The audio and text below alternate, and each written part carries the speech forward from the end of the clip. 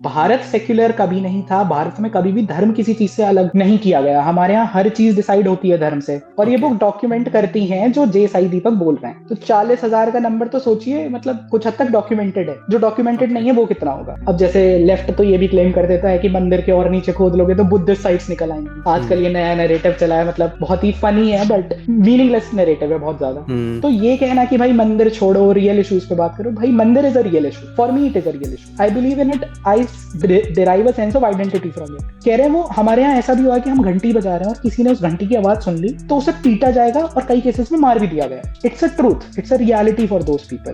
Eight the time तो Balakot air strike, one of my Muslim friend put up a status, जब Pakistan retaliate करे तो हिंदू सनातन संस्थाओं पे, वीएचपी पे, बजरंग दल पे, आरएसएस पे अटैक करे। तो I like what sort of mentality is this, but I was not able to find the right fit, you know, how to think about it. उनकी बुक यूपीएससी के बहुत सारे बच्चों ने पढ़ी, उनकी बुक सुप्रीम कोर्ट के लॉयर्स ने पढ़ी, उनकी बुक हाई कोर्ट के लोगों ने पढ़ी। नो मैटर वो बुक कितना इम्पैक्ट क्रिएट कर पाई उनके पढ़ने के बाद, but a lot of people, a lot of young impressionable minds would not be leftist now.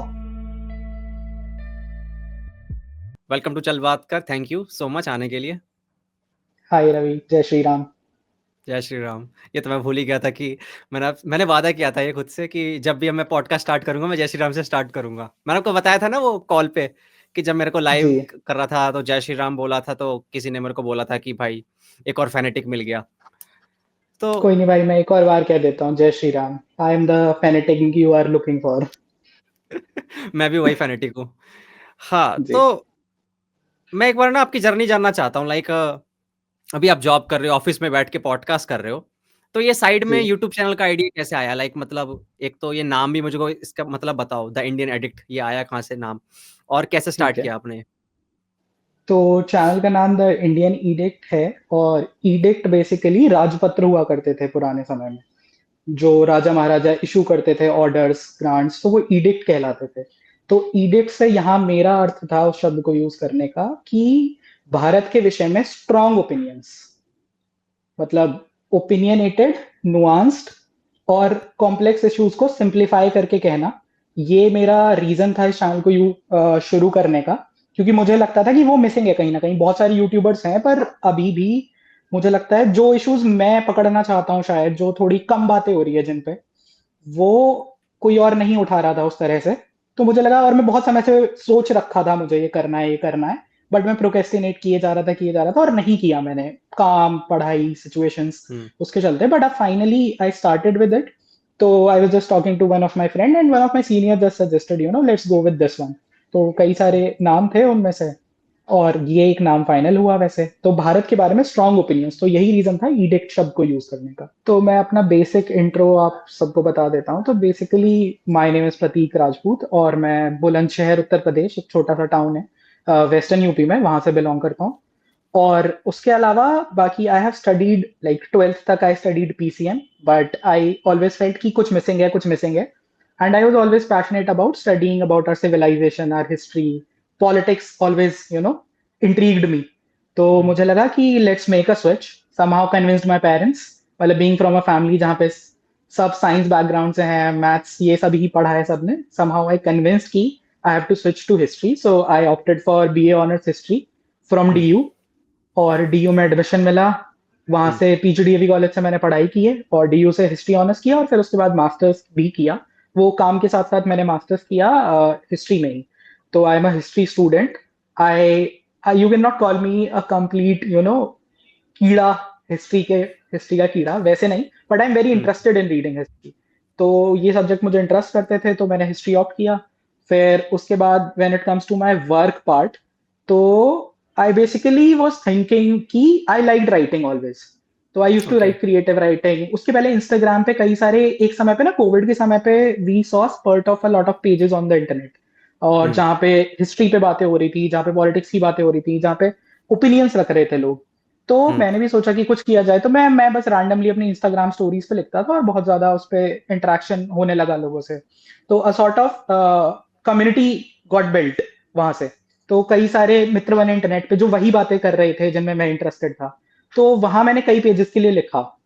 तो यूनिफॉर्म सिविल कोड जैसे आने की बात थी, तो उस पे मैंने लिखा। न्यू एजुकेशन पॉलिसी आई, उन पे लिखा। तो मैं लिख रहा था रैंडमली। फिर हम्म। एक दिन समहाउ स्वराज्य, एक ऑनलाइन मैगजीन है, प्रिंट मीडिया का, उनका प्रिंट भी है एक वर्जन, और तो उनका मुझे एक एडवर्टीजमेंट दिखा and it was about an internship. तो मैंने सोचा समय भी है, घर पे है, कोविड चल रहा है, तो कुछ ना कुछ कर लिया जाए अगर घर से हो सकता है। तो फिर मैंने कहा ये राइटिंग को थोड़ा फॉर्मलाइज करते हैं, 4 पैसे भी मिलेंगे। तो फिर हाँ, हमने स्वराज्य के लिए अप्लाई किया। Thankfully they liked my work, they liked my writing, और फिर स्वराज्य हुआ वहां से। तो स्वराज्य में मैंने लगभग 9-10 महीने काम किया। काफी मीडिया ब्रीफ्स लिखे, बहुत सारे न्यूज ब्रीफ लिखे, पॉलिटिक्स पे काफी लिखा वहां पे। और फिर स्वराज्य के बाद I switch to upward, which is a civilisational think tank, क्योंकि मन मेरा हमेशा से थोड़ा सिविलाइजेशनल इश्यूज पे ज्यादा था कंपेयर टू पॉलिटिक्स। तो अपवर्ड में मैंने स्विच किया वहाँ एज ए रिसर्च एसोसिएट, और उनका एक वेबसाइट है प्राज्ञता। तो वो वेबसाइट पे I use to be the editor for that website. तो काफी स्कॉलर्स वहाँ अपने आर्टिकल्स भेजते थे, मैं पढ़ता था, एडिट करता था, उनसे कोऑर्डिनेट करता था कि आप ऐसे लिखिए, ऐसे लिखिए, and we use to publish it. And then after Upward, but it was a very nice journey at Upward. I learned a lot of things. And from Upward, then I switched to this thing, political consulting, basically policy research and political consulting. So I'm working with a consultancy firm right now. So yeah, because politics has always intrigued me, और मुझे लगा कि if we have to solve issues, politics is the way forward. तो सीखना भी था, तो फिर इधर स्विच कर लिया। तो लगभग करियर को मैंने अपने इंटरेस्ट के साथ अलाइन करके रखा है अभी तक। तो ये ओवरऑल एक ब्रीफ सी जर्नी है। लगभग 2 सालों से अभी मैं इस फील्ड में हूँ, पॉलिटिकल कंसल्टिंग फील्ड में। और साइडवेज अचानक से फिर जब इतने लंबे समय से मैं टाल रहा था, अपवर्ड में मैंने कुछ काम किया यूट्यूब पे, बेसिकली कुछ वीडियोस को बहुत सारी हैवी रिसर्च करके उनके लिए रिसर्च के बाद फिर कुछ कार्टून शो लिखा एक मैंने बच्चों के लिए, छोटा सा कार्टून शो का स्टार्ट किया। फिर उसके बाद हम स्विच किए सिविलाइजेशनल टॉपिक्स पे, तो एक वीडियो भी किया काफी अच्छा, आप वहाँ वो चैनल एक्सप्लोर कर सकते हैं। तो वहां पे मेरा काम है कुछ हद तक। फिर पॉडकास्ट भी एक किए, कुछ कुछ हिस्ट्री पे, खिलाफत इशू पे मैं काफी पढ़ता था, तो उस पे पॉडकास्ट किया। ऐसे ही फिर था मन में कि लेट्स डू इट। तो अब फाइनली जाके कुछ समय मिला, तो अब मैंने ये यूट्यूब भी साइडवेज स्टार्ट किया है अपने काम के साथ। अच्छा, मैं जी आपका इंस्टाग्राम पेज देख रहा था, वहाँ पे मैंने देखा कि आपने जी जी काफी नीचे गया तो बुक रिव्यूज वगैरह भी थे। आपने बुक के जी बारे में जी। काफी बहुत अच्छे रिव्यू लिखे हुए हाँ, थे। अच्छा लगा, आपकी राइटिंग अच्छी है, पर्सनली मुझे बहुत पसंद आई। तो थैंक यू उसमें रवि। मैंने देखा कि आपने ना सीताराम गोयल की जो ज्यादा किताबें हैं उनके ऊपर रिव्यू ज्यादा दे रखा है, लाइक। तो मैं जानना जी चाहता हूँ, जी। कोई खास आपको उनकी राइटिंग पसंद आई, लाइक क्यों पसंद आई उनकी राइटिंग, और आपने इतनी किताबें उनकी क्यों पढ़ी है? तो हुआ ये कि कॉलेज के समय में, since I am history student, मतलब this would be a little detailed answer, और मैं अपने कॉलेज के एक्सपीरियंस से अपना स्विच बताने की कोशिश करूंगा कि कैसे मैं इस तरह के ऑथर्स में या इस तरह की बातों में स्विच किया, गिवन कि I was a history student. अब वहां पे मैं हिस्ट्री पढ़ रहा था कॉलेज में। अब वहां कई बार मैंने बहुत सारी ना, आई was not very ideologically bent towards the, let's say, non left या फिर राइट विंग, जो भी आप कहते हो उसे। तो काफी secular sort of mindset, I was also like that. वैसे आई वाज वेरी धार्मिक। तो फिर पढ़ते पढ़ते कुछ चीजें नोटिस की कि टीचर्स क्या कह रहे हैं या किस तरह का टॉपिक्स हमारे सिलेबस में है। तो फॉर एग्जाम्पल एक टॉपिक आता है, एक दिन मेडिवल हिस्ट्री हम पढ़ रहे थे, तो वहां एक टॉपिक आता है रीअसेसिंग औरंगजेब। अब रीअसेसिंग औरंगजेब में वो हमें पढ़ा रहे हैं, somehow the entire intent of this topic was to establish that Aurangzeb was not a bigot, which was the common notion in our brain कि he was a bigot। और और मतलब लगभग सभी हिस्टोरियंस को अगर आप देखो, तो हिस्टोरियंस का, इवन पॉलिटिकल कमेंटेटर्स, कोई भी, Aurangzeb is the bigot, that is the clear notion, but that entire topic was trying to prove that he was not। and guess what was the suggested reading for understanding Aurangzeb? It was Audrey Truschke। and Audrey Truschke, for those who don't know, she is a very, very cunning and fraud sort of a professor. She has a lot of funding from some Pakistan-based spaces। तो फिर मुझे, तब मैं वो पढ़ रहा था, मुझे एब्सर्ड लगे वो नोशंस ना, कि ये किस तरह से समझाने की कोशिश कर रहे हैं कि Aurangzeb was not a wicket. कब की जैसे बात है? रैशनैलिटी, ये बात है 2017 में आई ज्वाइंड यू, तो it was second year I guess. तो 18 या 19 की बात रही होगी। तो 18 में मैं ये सब पढ़ रहा हूँ, एंड मुझे सजेस्ट किया जा रहा है कि ऑर्डर उसके पढ़ो, and these are actually official readings from the DU syllabus. तो और लाइब्रेरी में जा रहे हैं और उस पर कुछ पढ़ने, अगर आप जादूनाथ सरकार ढूंढो, ये सब ढूंढो, आपको नहीं आसानी से मिलेगा। बट ऑड्रे ट्रुस्के की बुक की 5-7 कॉपीज थी वहां पे, उसकी 2-3 बुक्स की 5-7 कॉपीज है मेरी लाइब्रेरी में। और जादूनाथ सरकार जो नेशनलिस्ट हिस्टोरियंस है उस पे, जिन्होंने काफी लिखा है, जिन्होंने एक्चुअल ओरिजिनल सोर्सेज को पढ़ के लिखा है, वो उनकी 1 या 2 कॉपीज मुझे मिली किसी बुक की, बहुत ही एकदम ऑब्सक्योर तरीके से वहां रखी हुई। तो फिर मुझे लगा यार कुछ तो गड़बड़ है, फिर मैंने उस पर ज्यादा पढ़ना शुरू किया। तो मुझे समझ में आया कि यार ये लॉजिक बड़े फ्लॉड है। वो कह रहे हैं कि औरंगजेब ने सिर्फ 8 मंदिरों को तोड़ने का ऑर्डर दिया था डायरेक्टली। वो रिचर्ड ईटन करके एक हिस्टोरियन है, उनको साइट करते हैं। तो बहुत सारे फ्लॉज थे। तब मैं उन रीडिंग्स में गया गया तो मुझे लगा यार कुछ तो समस्या है। मतलब it's not just a thing कि बाहर कह दिया जाता है ना कि हमारी हिस्ट्री गलत है, गलत है। मुझे महसूस होना शुरू हुआ कि सही में गलत है। फिर रीअसेसिंग औरंगजेब हुआ। उसके अलावा the way the professor used to softly push certain things in the mindset, okay. कि जब हमने चंद्रयान बेसिकली लॉन्च किया था तो Pragyan rover at that time sort of failed. तो एक हमारे चाइनीज हिस्ट्री के प्रोफेसर थे, वो हम्म। चाइनीज हिस्ट्री की क्लास में कह रहे हैं कि देखो चाइना कितना अच्छा कर रहा है, वो रिलीजन में नहीं मानते बहुत ज्यादा, atheism is the policy there. उस तरह की बातें करके फिर वो कह रहे हैं कि अगर ये साइंटिस्ट ने ये जो नारियल फोड़ रहे थे, मंदिर जा रहे थे, हम्म। उससे अच्छा रॉकेट को चेक कर लेते तो ऐसा कुछ ना होता। तो I felt like what the hell this is.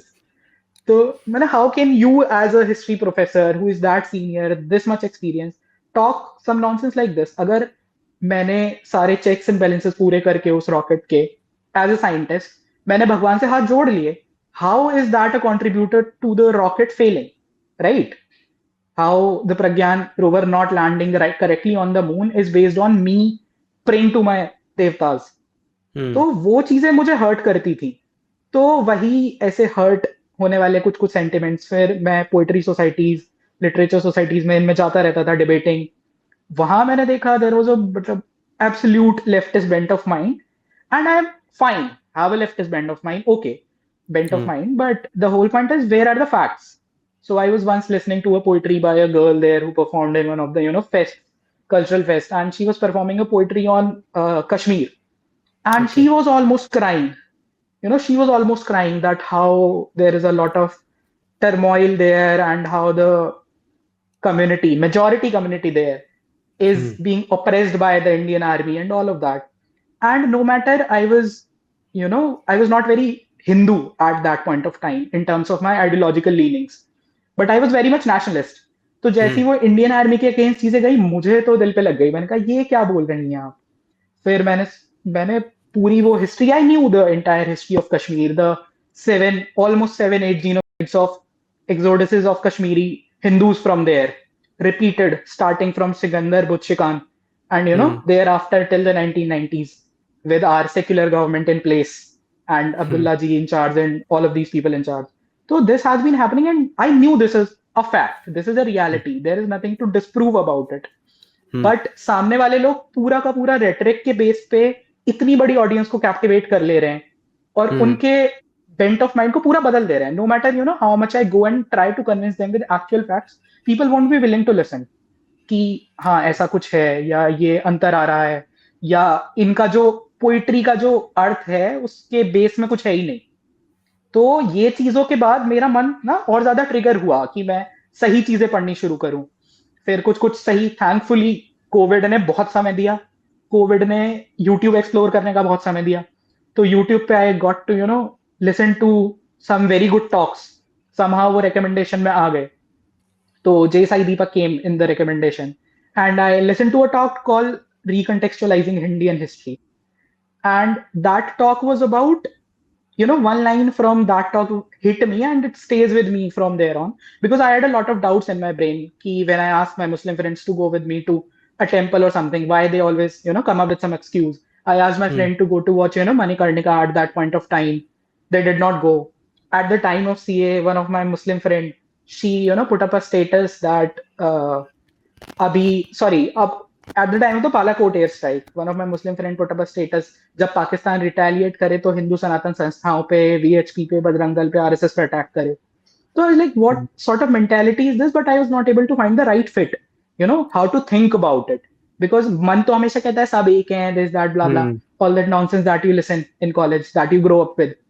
तो वो चीजें थी मन में, बट समहाउ एक अंदर से जेन्युइन इंट्रीग था मेरे अंदर कि भाई you have to read, you have to understand the basics. तो उन्होंने उस टॉक में एक बात कही कि जब देश के आधे पॉपुलेशन के वली औरंगजेब हैं, तो आप क्या कर लोगे अगर 4 या 5 अच्छे मित्र आपके हैं समुदाय विशेष से, और तब कुछ गलत होता है और वो चुप रह जाते हैं, तो वो irrelevant ही हुए ना. They are या not raising their voice against something wrong that their community is doing. हम्म तो उससे मेरा मन सच में मतलब एकदम खुल गए, मतलब ज्ञान चक्षु खुल गए कह लीजिए, पोर्स खुल गए दिमाग के कि अब क्या करना है. I got to know how to think about something from there onwards. Okay बहुत सारे क्वेश्चंस जो थे मुझे मिल गए कि और क्वेश्चन क्या एक्सप्लोर करने हैं. तो फिर वो क्वेश्चन एक्सप्लोर करने के सेंस में आई जॉइन ट्विटर या ना, and got to know about Sitaram Goyal somehow from some post. And then I picked up the books and I read him, and the books were amazing, very crisp, very well written. He has a background in history, he did his masters in history. So again, it was anyways my interest, so I was exploring my interest only. I did not knew that I will be changing ideologically after reading to these people. But the revelations which came out of these books were very mind boggling. एकदम दिमाग खुल गया. अब कहते हैं हम कि भाई ठीक है, राम मंदिर तो वो एक फैक्ट है कि राम मंदिर के नीचे मस्जिद है, बट ऐसे कितने और मंदिर हैं, उनके नीचे है क्या? तो वो क्वेश्चन को आंसर करने के लिए सीताराम गोयल की 2 बुक थी, Hindu temples and what happened to them. I think everyone should read it. इतना इलेबोरेट लिखा हुआ है, इतना इलेबोरेट लिखा है, इतना एविडेंस है कि no matter how much you try, you can not deny it. अब वो अलग बात है कि आप मतलब आंख बंद करके नाटक ही कर रहे हो ना देखने का, तो मैं नहीं कुछ कर सकता. बट अगर आप जेन्युइनली क्यूरियस हो कुछ समझने के लिए उन मंदिरों के बारे में जिन्हें तोड़ा गया है, या एक्चुअल में क्या इशू थे पहले, तो सीताराम गोयल की वो बुक मैंने पढ़ी. फिर एक उनकी सबसे बेस्ट जो बुक मुझे लगती है वो परवर्जन ऑफ इंडियाज पॉलिटिकल पार्लांस है. तो ये बुक है about how the language of politics in this country is skewed. वो उसमें बताते हैं कि कैसे वो जेपी, आपने नाम सुना होगा, जयप्रकाश नारायण, बिहार के बड़े नेता रहे, इमरजेंसी के समय पे इंदिरा गांधी के विरुद्ध रिवॉल्ट किया. तो वो देश की धुरी थे उस समय पॉलिटिक्स की, इंदिरा के अपोजिट या फिर नेहरू गांधी फैमिली के अपोजिट देश की पॉलिटिक्स की धुरी थे. और उनके पीछे जो है देश पूरा एक मूवमेंट में खड़ा हो रहा था उस समय पे. तो सीताराम गोयल उन दिनों पे 1959 आई थिंक ये बात है जब मैं आपको जो रेफर कर रहा हूँ, 1959 में Sitaram Goyal as a clerk या फिर एज अ असिस्टेंट उनके साथ किया करते थे, जेपी नारायण के साथ. अब होता क्या है कि सीताराम गोयल के आरएसएस के साथ भी अच्छे कनेक्शन थे. तो सीताराम गोयल के पास आरएसएस से कोई व्यक्ति जाता है और वो कहते हैं उनको कि हम चाहते हैं कि जेपी हमारे एक प्रोग्राम में आए. तो सीताराम गोयल अब बेचारे बड़े दुखी कि भाई नहीं आएंगे वो, मुझे पता है, क्योंकि आपकी जो इमेज है वो बहुत नेगेटिव है और ये बहुत मुश्किल है कि वो आ जाए समहाउ, क्योंकि आरएसएस के साथ उस समय पे बहुत सारे नेगेटिव नोशंस जुड़े हुए थे, जैसे आज भी जुड़े हुए हैं. मतलब कई बार आप उनका बेसिस ढूंढो तो आपको नहीं मिलेगा, but since it was the norm तो उनके साथ ये भी जुड़ा हुआ था. तो उन्होंने कहा कि ठीक है. और मेजर रीजन उस समय गांधी की हत्या थी कि गांधी की हत्या से आरएसएस जुड़ा हुआ है, ऑल ऑफ दैट हैपेंड. अगर उसमें एक्सप्लोर करो तो वो भी एक अपने आप में इंटरेस्टिंग स्टोरी है कि कैसे कितने चित्पावन ब्राह्मण्स का नरसंहार हुआ. And Vikram Sampath has mentioned in his book on Savarkar ये वाला एस्पेक्ट ऑफ गांधी की हत्या और आरएसएस के लोगों के पे कैसे क्रैकडाउन हुआ उसके बाद. अगर आपने मैं अटल हूँ वाली मूवी देखी होगी तो उसमें भी रेफरेंस आता है कि कैसे ब्राह्मणों को वहां से भगाया गया, मारा गया, दुनिया भर की चीजें हुई. तो ये चीजें मैंने एक्सप्लोर किया. फिर हाँ, तो जेपी वाली बात मैं आपको बता रहा हूँ. तो उन्होंने सोचा सीताराम गोयल ने कि यार जेपी आएंगे तो नहीं, पर लेट्स ट्राई वंस. तो वो जाते हैं जेपी के पास, उनसे कहते हैं कि आप जो है, आपको एक इनविटेशन है और आरएसएस के लोग हैं वो चाहते हैं कि आप उनके कैंप में आए. अब जेपी जो कि as a man of reason देश में देखे जाते थे, दुनिया भर की चीजें, जेपी आग बबूला, उनका मुंह लाल हो गया, तम आ गए कि तुम्हारा दिमाग खराब है, क्या बोल रहे हो तुम ये.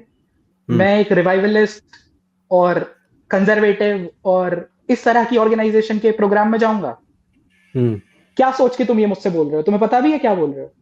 तो सीताराम गोयल बोल रहे हैं कि मुझे पता है. वो कहते हैं, जेपी कहते हैं मुझे पता है मैं क्या बोल रहा हूँ. तो वो कहते हैं कि भाई मेरा देश में एक स्टेचर है, तुमने सोचा उसके बारे में कुछ. तो सीताराम गोयल कहते हैं कि हाँ, आपका देश में स्टेचर है as a man of reason, as a man of compassion, as a man जिसमें विवेक है, जो विवेक से किसी विषय में सोचेगा. और आप अपने ही देश के एक समुदाय के प्रति अनटचेबिलिटी का व्यवहार कर रहे हो, आप अछूत कंसिडर कर रहे हो. तो वो कहते हैं मैं तो हमेशा इन चीजों का ध्यान रखता हूँ, मैं तो किसी को अछूत नहीं मानता, मैं इन सब चीजों में नहीं विश्वास करता. तो सीताराम गोयल कहते हैं कि भाई फिर एक बात बताइए, आरएसएस के बारे में जो आपकी ओपिनियन है या आरएसएस से जुड़े लोगों के बारे में, आपने सिर्फ मीडिया में पढ़ा है, बाइसेस पढ़े हैं आपने, और आपने कुछ एक्चुअल ना उनसे इंटरेक्ट किया है, ना कभी किसी से बात की है, ना उनका इतिहास जानने की कोशिश की है.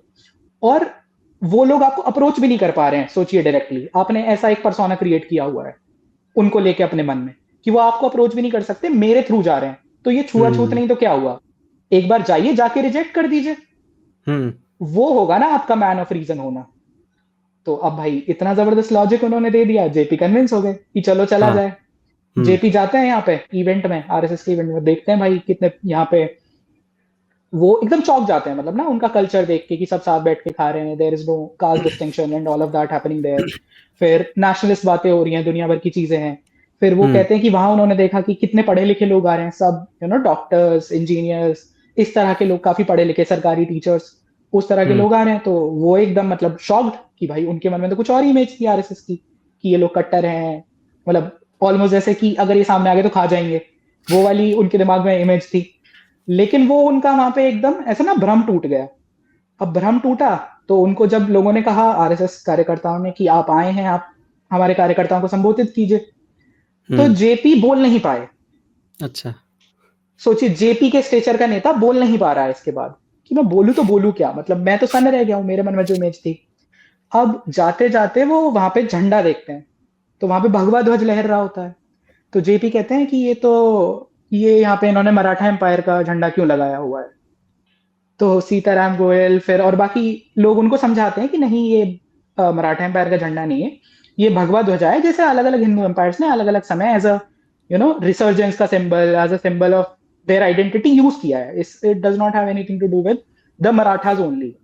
तो फिर भी जेपी अपने मन में संशय लेके वापस सीताराम गोयल के साथ लौटते हैं, और वो कहते हैं कि मुझे मुझे डर है कि ये मराठा एम्पायर के रिवाइवल का मूवमेंट है। आरएसएस को वो मराठा एम्पायर के रिवाइवल का मूवमेंट कहते हैं। अब सीताराम गोयल भी सोचते हैं कि यार, और अगर मराठा एम्पायर का रिवाइवल हो भी रहा है तो क्या समस्या है। और सोचिए जेपी के जैसे नेता के मन में वो नेगेटिव इमेज है उसको लेके, कि अगर मराठा एम्पायर का रिवाइवल होता है, अगर हिंदुत्व नेशनलिज्म का सर्ज होता है छत्रपति शिवाजी महाराज के, तो that is a wrong thing for the country. JP सोच रहे हैं उस समय पे। तो सीताराम गोयल ने सोचा कि चलो अब और बहस नहीं की जाए, he has had enough for the day. But यहां से उनके मन में क्वेश्चन आ गया, और उन्होंने उस क्वेश्चन पर 24-25 वर्षों तक सोचा। और वो क्वेश्चन ये था कि क्यों देश के सबसे बड़े नेशनलिस्ट लीडर जेपी और देश के सबसे बड़े नेशनलिस्ट मूवमेंट आरएसएस, इनके बीच में कितनी बड़ी खाई क्यों है। हाँ। है ना, कि वो देखने को तैयार नहीं है उनकी तरफ, जबकि दोनों का एंड गोल भारत की तरक्की, भारत का आगे बढ़ना, भारत का अच्छा करना है, भारत का संप्रभुता बनी रहे, अखंडता बनी रहे, इस तरह का दोनों का मोटिव है, दोनों का गोल है। बट दोनों के बीच में कितनी बड़ी खाई है। तो उस खाई के बारे में सोचते हुए फिर वो एक बुक लिखते हैं, 25 साल सोचने के बाद उनको वो आंसर मिलता है। वो बुक लिखते हैं, परवर्जन ऑफ इंडिया पॉलिटिकल पार्लांस, जिसमें उनका आंसर होता है लैंग्वेज, कि जो पॉलिटिक्स की भारत में लैंग्वेज है, जिस तरह से वो लैंग्वेज एस्टैब्लिश हुई है, कैसे communist take over of the country, Nehru के मन पे कम्युनिज्म का इन्फ्लुएंस, उसके बाद जो पूरा leftist socialist influence, Fabian socialist थे नेहरू, तो उन पे जो पूरा इन्फ्लुएंस था, उससे फिर बहुत सारे इंस्टीट्यूशनलाइज हो गई वो लैंग्वेज।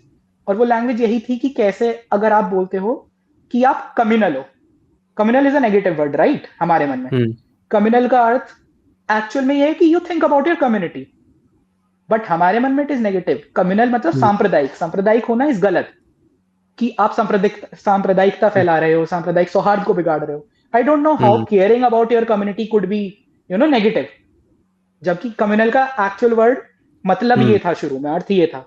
तो उस चैप्टर का नाम रखते हैं Sitaram Goyal, words which defy dictionaries. और ऐसा एक वर्ड नहीं, ऐसे 1000 वर्ड्स हैं हमारी पॉलिटिकल लैंग्वेज में। The moment you call your self right wing, right, आपके साथ बहुत सारे टैग्स एसोसिएट हो जाएंगे। यू विल बी कम्युनल, सबसे पहले। You will be anti secularism, okay, then you will be conservative, you will be anti progress, you will be anti modernity, you will be anti women. इस तरह की चीजें आपके नाम के साथ इमीडिएटली जोड़ दी जाएंगी अगर आप एक पर्टिकुलर थॉट अप्रोच रखते हो, जिसे राइट विंग कह देते हैं। भारत में राइट विंग की कोई डेफिनेशन नहीं है। भारत का राइट, विदेश के राइट लेफ्ट बहुत अलग अलग है। पॉइंट है कि आपकी डेफिनेशन किसने तय की, लेफ्ट ने। जो लेफ्ट नहीं है, या जो लेफ्ट को लगता है कि सामने वाला नहीं है, उन्होंने उनको वो नाम दे दिया। तो अगर वो प्रोग्रेसिव है तो कोई और कंजर्वेटिव होगा, और कोई और एंटी प्रोग्रेस होगा। मतलब लेफ्ट ने खुद के लिए टैग्स ले लिए कि मैं प्रोग्रेसिव हूं, मैं मॉडर्न हूं, मैं रिफॉर्म करने वाला हूं, तो बाकी सब anti reformist, anti progress, anti modernity हो गए। तो इसको एक्सप्लेन करते हुए वो वर्ड स्विचिडिफाई डिक्शनरीज लिखते हैं। फिर वो बताते हैं कैसे ये लैंग्वेज मायने रखती है, कि आपको क्या बोलना है, आपको क्या कहना है, आप हमेशा डिफेंड करते रहोगे खुद को, ठीक है। तो वो बुक मुझे बहुत पसंद आई थी, और वो बुक भी नहीं है, वो पैम्फलेट है। It is just a 60 page book. और मुझे लगता अच्छा। है I haven't read a better book by Sitaram Goel उससे। तो सीताराम गोयल की वो बुक मैंने पढ़ी। फिर उसके बाद सीताराम गोयल जी के गुरु थे रामस्वरूप, तो रामस्वरूप जी की पुस्तकें फिर मैंने पढ़ी। वो भी, उनके बारे में भी बेस्ट बात यही है कि वो बहुत अच्छा कंडेंस कर लेते हैं। He was more of a thinker, philosopher ज्यादा थे वो हिस्टोरियन से ज्यादा। तो वो बहुत अच्छे से अपोजिंग आइडियोलॉजीज या फिर अपोजिंग रिलीजन्स आप कह सकते हो, आइडियोलॉजीज ही हैं वैसे तो, political ideologies impregnated with imperialist motive. This is what Sitaram Goyal calls these religions. I am sorry to use this, I am just quoting him. So this is how he has described these religions. तो यहाँ पे फिर रामस्वरूप जी को मैंने पढ़ा, तो वो भी बहुत कंडेंस करके छोटे से बहुत कम शब्दों में, बहुत सरल शब्दों में अपनी बातों को कह देते हैं। तो ये दोनों लोगों को मैंने सबसे पहले पढ़ा। फिर इसके बाद कोनराड एल्स्ट पढ़े, फिर ऐसे फिर कुछ हद तक अरुण शौरी भी पढ़े। हालांकि अरुण शौरी हैज गॉन रोग दीज डेज, वो कुछ अलग ही लिख रहे हैं, बट उनकी इनिशियल बुक्स में कुछ अच्छी चीजें हैं। मतलब without doubt I respect him as a scholar उस समय पे। अभी समस्याएं हैं, that is a different issue. फिर अरुण शौरी हैं। फिर उसके अलावा फिर तो धीरे धीरे धीरे एक्सप्लोर करते करते बहुत सारे राइटर्स आ गए। फिर मैंने सेक्युलरिज्म में मैं बहुत इंटरेस्टेड था, सेक्युलरिज्म के क्वेश्चन में ना, कि क्यों सेक्युलरिज्म सही या गलत है। क्योंकि दूर से तो सही सही लगता है ना, कि मतलब रिलीजन को अलग रखो, पर्सनल स्पेस में रखो उसको, और जब आप पब्लिक स्पेस में आते हो तो फिर you should not B religious, you should be individual की तरह आप उसको एक्सप्लोर करो चीजों को। तो फिर मैंने सेक्युलरिज्म पे एस एन बाल गंगाधर को पढ़ा। तो वो एक और फिर उनके एक शिष्य हैं, उन्हीं के स्कूल वो घेंट यूनिवर्सिटी में पढ़ाते हैं, तो उसी से आते हैं जेकब डी रूवर। तो जेकब डी रूवर की पुस्तक है Europe India and the limits of secularism, कि कैसे सेक्युलरिज्म बहुत लिमिटेड काम कर पाता है, बहुत लिमिटेड स्कोप में काम कर पाता है, और यूरोप का सेक्युलरिज्म और भारत में जो सेक्युलरिज्म का परसेप्शन है वो कितना अलग है। तो सेक्युलरिज्म से ध्यान आ रहा है मुझे, एक सीताराम गोयल की एक और बुक है, इंडिया सेक्युलरिज्म। तो सीताराम गोयल कहते हैं कि there is no such thing as Indian secularism. वो कहते हैं भारत में सेक्युलरिज्म का एक कॉन्सेप्शन बन गया है। भारत सेक्युलर कभी नहीं था, भारत में कभी भी धर्म किसी चीज से अलग नहीं किया गया। हमारे यहाँ हर चीज डिसाइड होती है धर्म से, स्त्री धर्म, पत्नी धर्म, पुरुष धर्म। अगर आप जानवरों को ट्रीट कर रहे हो, उनके प्रति आपका धर्म क्या होना चाहिए, जीव के प्रति प्रेम, ये भी एक धर्म है।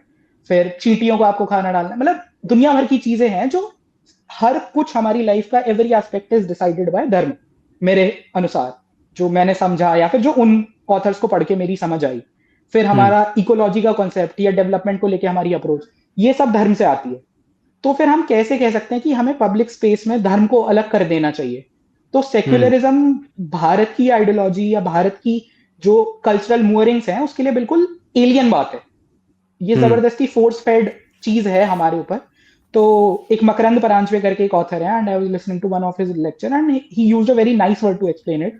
ही कॉल्ड भारत धर्म सापेक्ष है, यानी कि धर्म से अपेक्षा रखी जाती है हमारे यहाँ पे कुछ भी डिसाइड करने के लिए। राजा कैसा होगा, राजा धर्मवान होना चाहिए, है ना, धर्मनिष्ठ होना चाहिए, इसलिए हम युधिष्ठिर को मानते हैं। राजा राम ने धर्म राज्य स्थापना की, इसीलिए हम उनको मानते हैं। तो अगर आप राजा, जो आज की व्यवस्था है, उससे धर्म को पूरी तरह से अलग ही कर दोगे, तो फिर क्या अर्थ रह जाएगा ना। मतलब you are just aping the west, और उसके चलते हम कितनी समस्या अपने देश में देख रहे हैं। और आज वो वेस्ट जो सेक्युलरिज्म के बल पे हाई एचडीआई कंट्रीज बन गई हैं, जहाँ पे यूरोप में, अमेरिका में, दुनिया भर की चीजें अब देखो ना, वो मतलब इमिग्रेशन के चलते कितनी समस्याएं झेल रहे हैं। तो ये सारा हाई एचडीआई रखा का रखा रह जाता है, आपको लोगों को डिपोर्ट करने की नौबत आ जाती है। और आप जो इमिग्रेंट क्राइसिस यूरोप ने क्रिएट कर लिया अपने लिए, आइडेंटिटी लेस हो गया है लगभग यूरोप। तो अपनी आइडेंटिटी के लिए धर्म पे बने रहना, उसको सोचकर चलना बहुत इंपॉर्टेंट था। तो वहां से बेसिकली इस तरह से मेरा स्विच होता है इन बातों की तरफ, इन आइडियोलॉजीज की तरफ। बहुत सारे पर्सनल एनेक्डोट्स थे, पर्सनल इश्यूज हुए थे, मुस्लिम फ्रेंड्स के साथ थोड़ी सी समस्याएं रही, कि उनका अप्रोच जो मैंने देखा अपनी तरफ एज इन मेरी धार्मिक चीजों की तरफ। तो फिर मुझे लगा कि नहीं यार, ये तो सही नहीं है, मैं ही एक तरफा रिस्पेक्ट करता रहूं। जैसे हम टोलरेंस बहुत बोलते हैं, तो टोलरेंस क्या भाई, टोलरेंस क्यों? टोलरेंस मतलब आप सहन कर रहे हो कि मैं और रवि बात कर रहे हैं, मुझे रवि नहीं पसंद है, पर ठीक है मैं इसे सह लूंगा। तो टोलरेंस तो हमारे कॉन्टेक्स्ट में आता ही नहीं है, भारत के कॉन्टेक्स्ट में। It should be mutual respect, कि हाँ मैं आपका सम्मान कर सकता हूँ, मैं आपसे बात कर रहा हूँ बिकॉज आप मेरी फंडामेंटल चीजों के अगेंस्ट नहीं हो। आप हम अग्री करते हैं कहीं ना कहीं, या अग्री नहीं भी करते हैं तो आप घुसोगे नहीं उसमें, आप बुलडोज नहीं करोगे, इधर माई वे और द हाईवे वाली बातें नहीं करोगे। जैसा कि आपके एक पॉपुलर पॉडकास्ट में जिसपे मैंने कमेंट भी किया था, वहां पे भी यही बात थी एक्चुअली। वो कह रहे थे कि भाई I disagree with this people कि माइन इज द बेस्ट वाला थिंग। तो ठीक है, you believe mine is the best, mine is the best, I also believe my dharma is the best, very simple. But this does not mean that I bulldoze everybody else, right? There has to be coexistence. You have to find a mutual ground somewhere जहां जिसको सोच के आप आगे चल सको। तो मुझे यही लगा कि भाई mutual ground and all of these things are there. तो यू हैव टू, सबसे पहले यही रियलाइज हुआ, you have to read. And with the internet as taking over, internet आ गया है, everything is available on the internet easily. Fraud history का रोना, आई डोंट नो हम कब तक रोएंगे। डिस्टॉर्टेड हिस्ट्री लिखी हुई है, it has to be change. Academia में आपको बदलाव करना पड़ेगा, क्योंकि एक्चुअल नैरेटिव्स वहीं से पैदा होते हैं, वहीं से फिर समाज में परकोलेट करते हैं और दुनिया भर की चीजें। बट पॉइंट बीइंग कि इंटरनेट पे सब कुछ अवेलेबल है। आप इंटरनेट की एज में इग्नोरेंट बातें करो कि भाई बंदर नहीं थे पहले, और अंग्रेजों ने हमारे साथ, सिर्फ हमें अंग्रेजों ने डिवाइड किया। अंग्रेज का तो 200 साल का इतिहास है ना, उसके पहले भी तो थे ना लोग यहाँ पे, तब भी तो लड़ ही रहे थे, तब भी तो मार ही रहे थे, तब भी काट ही रहे थे, तब भी मंदिर टूट ही रहे थे, तब भी महिलाओं के सो ही रहे थे। जौहर, दुनिया भर की चीजें, ये सब है ना, दीज आर रियलिटीज। वो क्यों हो रही थी? अंग्रेजों ने फोन करके थोड़ी कहा था कि भाई लड़ लो, मतलब। तो बहुत ही बेसिक सी चीजें थी जो समझनी थी, बट उस समय नहीं क्लिक कर रही थी, मतलब कॉलेज के फर्स्ट सेकेंड ईयर तक। बट फिर कुछ ऐसे एपिसोड्स हुए जिसने बहुत प्रॉम्प्ट किया पढ़ने के लिए, सीखने के लिए। उसके बाद अच्छे ऑथर्स को एक्सप्लोर करना शुरू किया, और फिर एकदम मन एकदम खुल गया, और पूरा का पूरा मतलब 180 डिग्री फ्लिप हो गए। तो ये बेसिकली आइडियोलॉजिकल आप मेरा कह सकते हो कि जर्नी रही है कुछ हद तक। जब आप इतनी बड़ी स्टोरी बता रहे थे, तब ना आपने एक जगह हमारे उसकी बात की थी, मंदिरों की बात की थी कि अभी हम रिक्लेम कर रहे हैं मंदिर वगैरह। तो यार आपको लगता है कि ये थोड़ा-सा लाइक गलत हो रहा है? लाइक मतलब हम कितने ही मंदिर, आपने बताया कि बहुत सारे, इवन मैं जेसाई दीपक को भी सुन रहा था उनके पॉडकास्ट पे, पता नहीं उन्होंने 40,000 टेम्पल्स की बात की थी। अब ये कितना करेक्ट है मुझे नहीं पता। तो यार पास्ट को पास्ट नहीं रहने दे सकते क्या हम? लाइक क्यों ये जो अभी चल रहा है, लाइक अभी जो देखो, एक तो वैसे ही गैप है इतना बड़ा 2 कम्युनिटी के बीच में। अब हम ऐसी बात को और लेके आएँगे तो और नहीं बढ़ेगा ये गैप? चलिए, सबसे पहले तो ये मैं दो, मतलब just give me a second, और 40,000 टेम्पल वाली जो बात है, 2 बुक्स दिखाना चाहूंगा। Okay. Hindu temples and what happened to them. Okay, Sitaram Sitaram Goyal की गोयल, है। हाँ, अरुण शोरी, और कुछ हद तक कुछ आर्टिकल्स कंट्रीब्यूट किए कोनराड एल्स ने भी इसमें। और एकदम वेल साइटेड बुक्स हैं, और ये बुक डॉक्यूमेंट करती हैं जो जे साई दीपक बोल रहे हैं।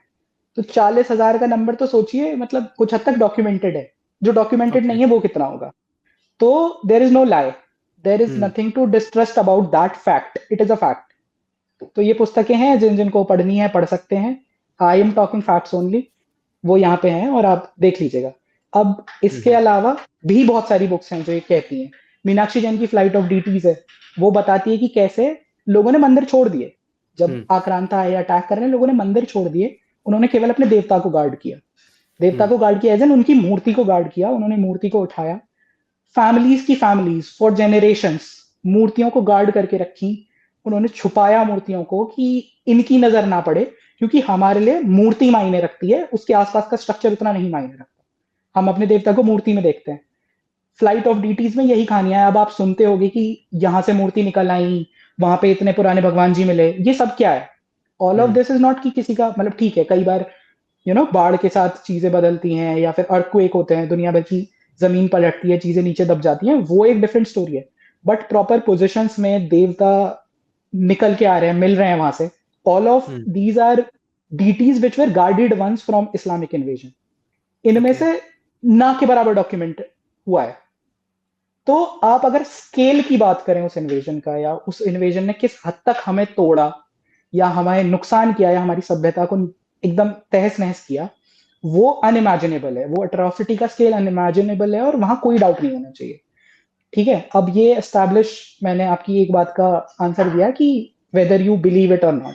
तो I would say believe it, but verify for your self what I have said. What I have said, verify, read these books and read other books also. I can suggest more if you want later. So this part is about कि evidence है कि ये सब हुआ है। दूसरी बात, आपने कही what's good digging up the past, right? कि कितना खोदोगे, कुछ ना कुछ तो निकलेगा ही। अब जैसे लेफ्ट तो ये भी क्लेम कर देता है कि मंदिर के और नीचे खोद लोगे तो बुद्धिस्ट साइट्स निकल आएंगी। आजकल ये नया नैरेटिव चला है, मतलब बहुत ही फनी है बट मीनिंगलेस नैरेटिव है बहुत ज्यादा। और क्यों पहले भी क्यों ऐसी मीनिंगलेस कोशिश, क्यों है? मीनिंगलेस इसलिए है क्योंकि ऐसी कोशिश बहुत बार ये हिस्टोरियंस कर चुके हैं। राम मंदिर केस एक क्लासिक एग्जांपल है इस बात का। जब राम मंदिर केस में बीबी लाल जी, हमारे भीष्म पितामह कहे जाते हैं भारत में आर्कियोलॉजी के, उन्होंने जब पहला एक्सकेवेशन किया था राम जन्मभूमि साइट पे, तो उस समय पे कई सारी फाइंडिंग्स वहां से हुई, ठीक है? और वो प्रॉपर उसमें परनाला निकल रहा है, यानी कि शिव जी पे जब आप अभिषेक करते हो तो जिससे जल नीचे गिरता है, इस तरह की चीजें। These are actual proper Hindu artifacts जो उससे जुड़े हुए हैं। वहां पे विष्णु जी की मूर्तियां या फिर पिलर्स पे जो कीर्ति मुख बना हुआ है, दुनिया भर की जो इंट्रिकेट डिजाइनिंग्स है वो सब वहां पे बनी हुई है और वो सब निकल रहा है, ठीक है? लेकिन हमारे जो लेफ्ट हिस्टोरियंस हैं वो पैम्फलेट्स पब्लिश कर रहे हैं, उसमें रोमिला थापर थी, उसमें इरफान हबीब थे, उसमें आई थिंक हरबंस मुखिया थे, सतीश चंद्रा थे। ये सारे जो सेलिब्रेटेड हिस्टोरियंस हैं आपके, जिनको यूपीएससी के बच्चे पढ़ के अपने आप को हिस्ट्री का ज्ञाता समझते हैं, वो वाले सारे हिस्टोरियंस ने कहा कि नहीं नहीं नहीं, ये तो इसका इससे कुछ लेना देना नहीं है, ये तो राम मंदिर नहीं है, ये तो बुद्धिस्ट साइट है। ये बुद्धिस्ट स्तूप था, बुद्धिस्ट स्तूप हुआ करता था। तो उस समय पे thankfully, luckily, K Mohammed was a part of that excavation. K Mohammad is a Muslim. Okay, he's a Muslim. He is a Mopla Muslim from Kerala. And he is another archaeologist who is very celebrated. He is a Padma awardee. तो वो उस समय पे as part of their field training from AMU, B B Lal की team का part थे। उन्होंने Indian express में एक आर्टिकल लिखा और पूरा का पूरा बताया कि कैसे it has nothing to do with Buddhism. Actually पूरा का पूरा साइट पे हिंदू आर्टिफिकेट्स निकले, हिंदू आर्टिफैक्ट्स निकले हैं। उसके नीचे भी जितना हम गए हैं, उसके बाद भी और एक्सकेवेशंस हुए, जितने भी फॉलोइंग एक्सकेवेशंस उसके बाद हुए। 2003 में हुआ था आई गेस, उसके बाद एक, I might be wrong about the date, but हाँ उसके बाद भी एक्सकेवेशन हुआ, उसके नीचे भी खोदा गया और भी खोदा गया और भी एक्टिवेट किया उस साइट को। और हर जगह से केवल और केवल हिंदू आर्टिफैक्ट्स मिले थे जिनका बुद्धिज्म से कुछ लेना देना नहीं था। वो वहां के मंदिर के फर्श को बता दे रहे हैं जो ब्रिक्स निकली है वहां से, जबकि उनपे हिंदू मोटिव्स हैं। और वो कह दे रहे हैं कि ये हो सकता है किसी गौशाला का फ्लोर हो। तो इस तरह की एब्सर्ड बातें वो लिखते हैं। और बहुत सिंपल है, जैसे भी थोड़ी सी भी हिस्ट्री समझ में आती है, Buddhism is not prior to Sanatan Dharma या हिंदुइज्म, वो उसी से एक फैक्शन है। Everything that you will find in Buddhism आपको, आप ट्रेस कर सकते हो आसानी से उसका रूट इन हिंदुइज्म। और इस पे एक अलग से पूरा पॉडकास्ट हो सकता है सेपरेटली। तो इसीलिए उस तथ्य का अगेन कोई सेंस नहीं है, आई डोंट बिलीव इट। ये हो सकता है ऑफ कोर्स कहीं पे किसी साइट पे आपको उसके नीचे कुछ मिल जाए विदाउट अ डाउट, बिकॉज ये बहुत ही इंट्रिकेटली वेल वोवन एक वेब की तरह काम कर रही थी सभ्यता है उस समय पे हमारी, मतलब जो इंडिजिनस रिलीजन्स थे, हिंदुइज्म, बुद्धिज्म, जैनिज्म, सिखिज्म। मतलब I won't go into the details of it because I am not the expert on it, तो मैं बहुत ज्यादा नहीं बोलना चाहूंगा इस पे। लेकिन हाँ, जितना मेरी समझ है और जैसे मैंने इस विषय को देखा है और जैसे मैंने वो क्लासिक एग्जांपल्स देखे हैं जहाँ पे वो यूज करते हैं इन चीजों को टू से ना कि इसके नीचे तो बुद्धिस्ट होंगे, हिंदुओं ने बुद्धिस्ट मंदिर तोड़े, तब इस तरह के उन्होंने कई जगह लिखा है, कई ऑथर्स ने ना एक दूसरे को साइट कर करके लिखा हुआ है कि based on Romila Thapar's findings कि ये ना बुद्धिस्ट साइट थी, या बेस्ड ऑन समवन्स फाइंडिंग। तो आप जब जाते जाओगे तो इसे कहते हैं साइटेशन सिटाडेल। एक सतीश वर्मा ट्विटर पे हैं, उन्होंने बहुत अच्छा टर्म यूज किया था इसको एक्सप्लेन करने के लिए। साइटेशन सिटाडेल इसे कहते हैं कि आप साइट करते रहो, आपको लगेगा बहुत ही वेल रिसर्च बुक है आपकी, है ना, आप देखते जाओगे। आप कोई मतलब अगर हिस्ट्री स्टूडेंट भी है, यूजुअली वही साइटेशन चेक करते हैं जाके ना, कि प्राइमरी सोर्स समझने के चक्कर में प्राइमरी सेकेंडरी टर्शरी सोर्सेज होते हैं, तो प्राइमरी सोर्स को आप बिलीव कर सकते हो पूरी तरह से। धीरे धीरे जैसे जैसे सोर्स का वो लेवल ऊपर जाता जाता है, आप उसका trust in terms of the originality of that thing happening वो कम होता जाता है। तो प्राइमरी सोर्सेज अगर देखें तो उनका प्राइमरी सोर्स हमेशा, जब आप साइटेशन सिटाडेल में नीचे जा जाके देखोगे कि जो सोर्स था, तो सोर्स में लिखा था कि देयर इज नो पॉइंट, आपको याद होगा, there is no evidence to it. Actually वो बस उन्होंने कह दिया इसलिए है, because Romila Thapar felt so, इसलिए है। आपको याद होगा एनसीईआरटी का एक केस हुआ था कि आरटी फाइल की गई थी टॉकिंग अबाउट, जहां पे ये कहा गया था कि औरंगजेब ने मंदिर प्रोटेक्ट किए। तो आपका इस बात का सोर्स क्या है? And it is written in the NCERT. Imagine crores and crores of kids are reading it. NCERT को जब पूछा गया ये कि आपका सोर्स क्या है ये बात कहने का, तो we got to find out that the NCERT has no information about it. तो that's how the citation citadel work. और अगर कोई बहुत ही जेन्युइनली सीरियस या फिर जो इन्वेस्टिगेटिव पर्पज से किसी चीज को पढ़ रहा है, सिर्फ वो ही जाके साइटेशन चेक करता है. नॉर्मल कोई स्टूडेंट, मैं या आप पढ़ रहे हैं, तो we won't do the labour of going citation by citation. इस बुक में साइटेड है, फिर मैं दूसरी बुक देखूं जाके जिसको साइट किया गया, फिर मैं तीसरी बुक देखूं, चौथी बुक देखूं, फिर मैं मेन सोर्स देखूं कि कोई इंस्क्रिप्शन है या कोई आर्कियोलॉजिकल फाइंड है या कोई टेंजिबल एविडेंस है टू इट, या फिर किसी प्रत्यक्षदर्शी ने कहा है. नहीं मिलेगा. मोस्ट ऑफ द केसेस में नहीं मिलता है. बिल्कुल. तो हाँ, तो ये रही बात इन टर्म्स ऑफ कि बुद्धिज्म की साइट्स को हमने तोड़ा एंड ऑल ऑफ दैट. तो उस पे मेरा पॉइंट ये था. अब आप कह रहे हैं कि दो कम्युनिटीज के बीच में सौहार्द स्थापित करने की जरूरत है, ऑलरेडी एक खाई है, हम क्यों मंदिर मांग रहे हैं? सबसे पहली बात, आई डोंट बिलीव कि बिना सच के आप कुछ भी लॉन्ग टर्म एस्टैब्लिश कर सकते हो. आप आज छुपा लो सच को, ठीक है, कल को तो निकलेगा. इस जनरेशन को नहीं, उससे आगे वाली जनरेशन को मिलेगा, उससे आगे वाली को मिलेगा. हमारे माताजी पिताजी की जनरेशन को नहीं पता चला कि India's first Muslim female teacher is a fraud concept या समथिंग. आपने देखा ना, दिलीप मंडल ने खुद कन्फेस किया. फातिमा, दिलीप मंडल ने कन्फेस किया, there was no such person, मतलब no such Muslim entity who existed. Nangeli breast tax, that is again a myth. तो there are an number of things जो शायद अभी नहीं पता चल रही, कल को पता चल जाएंगी. और जब आप झूठ के बेस में सौहार्द फैलाने की कोशिश करते हो तो वो लंबा नहीं टिकता है. आप कमरे को साफ करो, तो कमरे को साफ करना होता है सारी धूल इकट्ठी करके उसको बाहर निकालना वहां से. अगर आपने धूल इकट्ठी की और उसको कारपेट के नीचे डाल दिया, आप डालते रहो, अभी नहीं दिख रही है, कल को वो कमरा आपको गंदा मिलना ही है. आप पैर रखोगे, आपके पैर के नीचे धूल जमी होगी, तो you will get the footprints of that truth ultimately. तो बिना सच के लंबे समय तक लास्टिंग पीस एस्टैब्लिश करने का सोचना मतलब बहुत ही असंभव सी बात है. जी, मंदिरों की जगह हम कुछ और डिमांड नहीं कर सकते क्या? जैसे समझ रहे हो, काफी लोग ये कहते हैं कि यार अभी आप मंदिर मांग रहे हो अपने, कि ठीक है भैया यहाँ पे पार्टिकुलर रिलीजन का जो है, जैसे मस्जिद है वहां पे, तो हमें भैया पता चला है कि यहाँ मंदिर था, तो आप उसको छोड़ दो. इसकी जगह ये बात करते हैं ना कि भैया चलो यार, सरकार से ये बोलते हैं भैया हमें हॉस्पिटल दो, हमें हमें अच्छे स्कूल दो, हमें अच्छे यूनिवर्सिटीज दो, हार्वर्ड की आते हैं ना वहां से. तो भैया ये लेफ्ट का आता है वहां से कि भैया इतनी तुम, वो भी आपने देखा होगा वो रील जो मैंने डाली हुई थी, उसमें भी वही कह रहे थे कि हम रिलीजन में इतने उलझ जाते हैं कि हमें मंदिर चाहिए, हमें अपनी वापस, हमें ये क्या कहते हैं, रिक्लेम करना है टेम्पल्स को. हम रियल चीजों की डिमांड नहीं कर रहे हैं. चाइना वहां पे क्या क्या कर रहा है, रशिया क्या कर रहा है, जापान क्या कर रहा है, और हम यहाँ पे मंदिर कर रहे हैं. तो इसका कैसे जवाब दोगे आप? तो इसका तो मैं ऐसे ही जवाब दूंगा कि ये मतलब मुझे तो बहुत ही फनी आर्ग्यूमेंट लगता है. मैं भी दिया करता था पहले, तब मैं मतलब सेक्युलरिज्म वाली मूर्खता से प्रभावित था, सॉरी. बट मैं भी ऐसी ही बातें किया करता था उस समय पे कि छोड़ो यार, ये मंदिर हॉस्पिटल बना देते हैं, ब्ला ब्ला. अ हॉस्पिटल एंड अ मंदिर, अ स्कूल एंड अ मंदिर, a railway track and a mandir are two very different things. They have altogether different purposes. अगर एक मंदिर रिक्लेम होता भी है, उससे 100 हॉस्पिटल बनने से कौन रोक दे रहा है? यू हैव दुनिया भर की जमीनें, यू हैव दुनिया भर का resources, you have an number of चीजें जो आप कर सकते हो.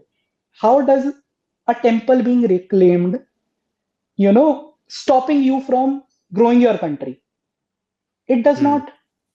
आप जबरदस्ती दो चीजों में ऐसे द्वंद्व क्रिएट कर रहे हो कि अगर आप धार्मिक बातें कर रहे हो तो आप डेवलपमेंट की बातें नहीं कर सकते. क्यों नहीं कर सकते? भारत जिस समय पे, आई डोंट, मतलब ये अगेन थोड़ा सा फेसबुक अंकल टाइप बात लगती है कि भारत सोने की चिड़िया. Okay, it is a fact कि हाँ, वी वर डूइंग गुड. जो भी एंग्लिश मेडिसिन का जीडीपी एस्टिमेट था उस समय, we were almost 1/4 of the world GDP उस समय पे, एंशिएंट इंडिया में, गुप्ता एम्पायर में, या उस सब समय पे. तो तब तो हम कहीं ज्यादा धार्मिक थे, तब तो हमारे देश में कहीं ज्यादा मंदिर थे, राइट? तो तब अगर हम आगे बढ़ रहे थे दुनिया में, तो अब क्यों नहीं बढ़ सकते? और मेरी आइडेंटिटी का एक प्रमुख पार्ट है मेरा मंदिर या मेरा place of worship, whatever you call it. मंदिर के बहुत बहुत ही डीप मीनिंग्स होते हैं. Since I am no expert, I won't like to elaborate on it, but अगर आप पुराने समय में भी जाओ तो वही मंदिर हैं जिनके अलोंग पूरी की पूरी इकोनॉमी डेवलप होती है। भारत में पूरे के पूरे मंदिर के अंदर टेम्पल टाउन्स बसते हैं। साउथ की इकोनॉमी बहुत हद तक आप कई जगह पे देखोगे कि पूरे के पूरे टाउन्स ठप हो जाएंगे अगर वहां मंदिर ना हो। तो और as a history student despite reading a lot of leftist literature at that point of time, तब भी मैंने अर्ली मेडिवल हिस्ट्री में टेम्पल इकोनॉमी वाला पार्ट हमारे यहाँ पढ़ाया जाता है। तो मैं तो उन बच्चों से भी कहूंगा जो ऑलरेडी हिस्ट्री ऑनर्स पढ़ रहे हैं, उस समय मुझे समझ नहीं थी कि उन पेपर्स को कैसे देखना है और कैसे समझना है कि मंदिर का सिग्निफिकेंस या रेलेवेंस फॉर सोसाइटी क्या होता है।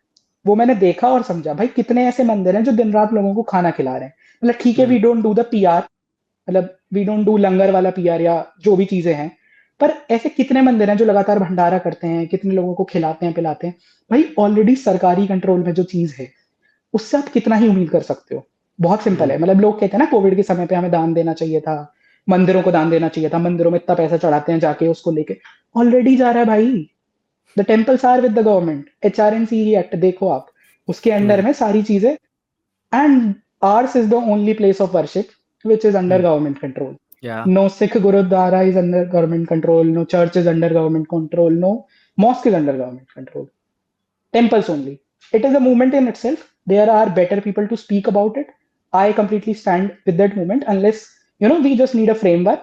And the moment the Hindu society is ready for those things, we must, go forward with it. I am a complete supporter of that reclaiming Hindu temples movement, freeing them from the government control and also reclaiming all the holy sites which we have lost.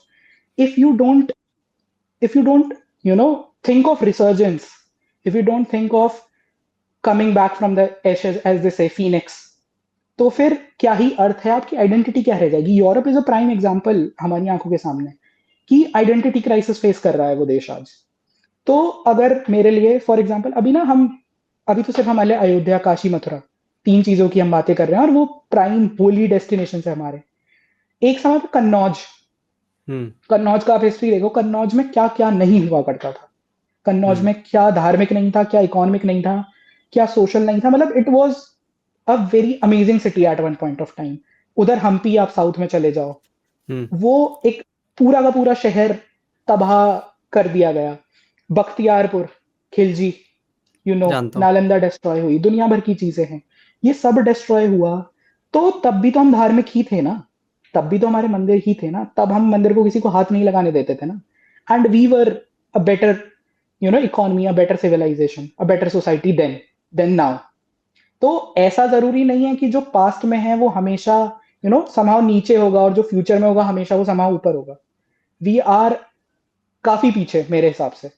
और हर जगह की, हर नाम की एक history होती है, उससे जुड़े अर्थ होते हैं। व्हाट्स इन द नेम हम कहते हैं ना, कि नाम बदल के क्या ही बदल दिया आपने, आपकी सड़कों में तो अब भी गड्ढे हैं। अब आप देखिए एग्जाम्पल कुंभ का, प्रयागराज में कुंभ हो रहा है, we change it from Allahabad to Prayagraj.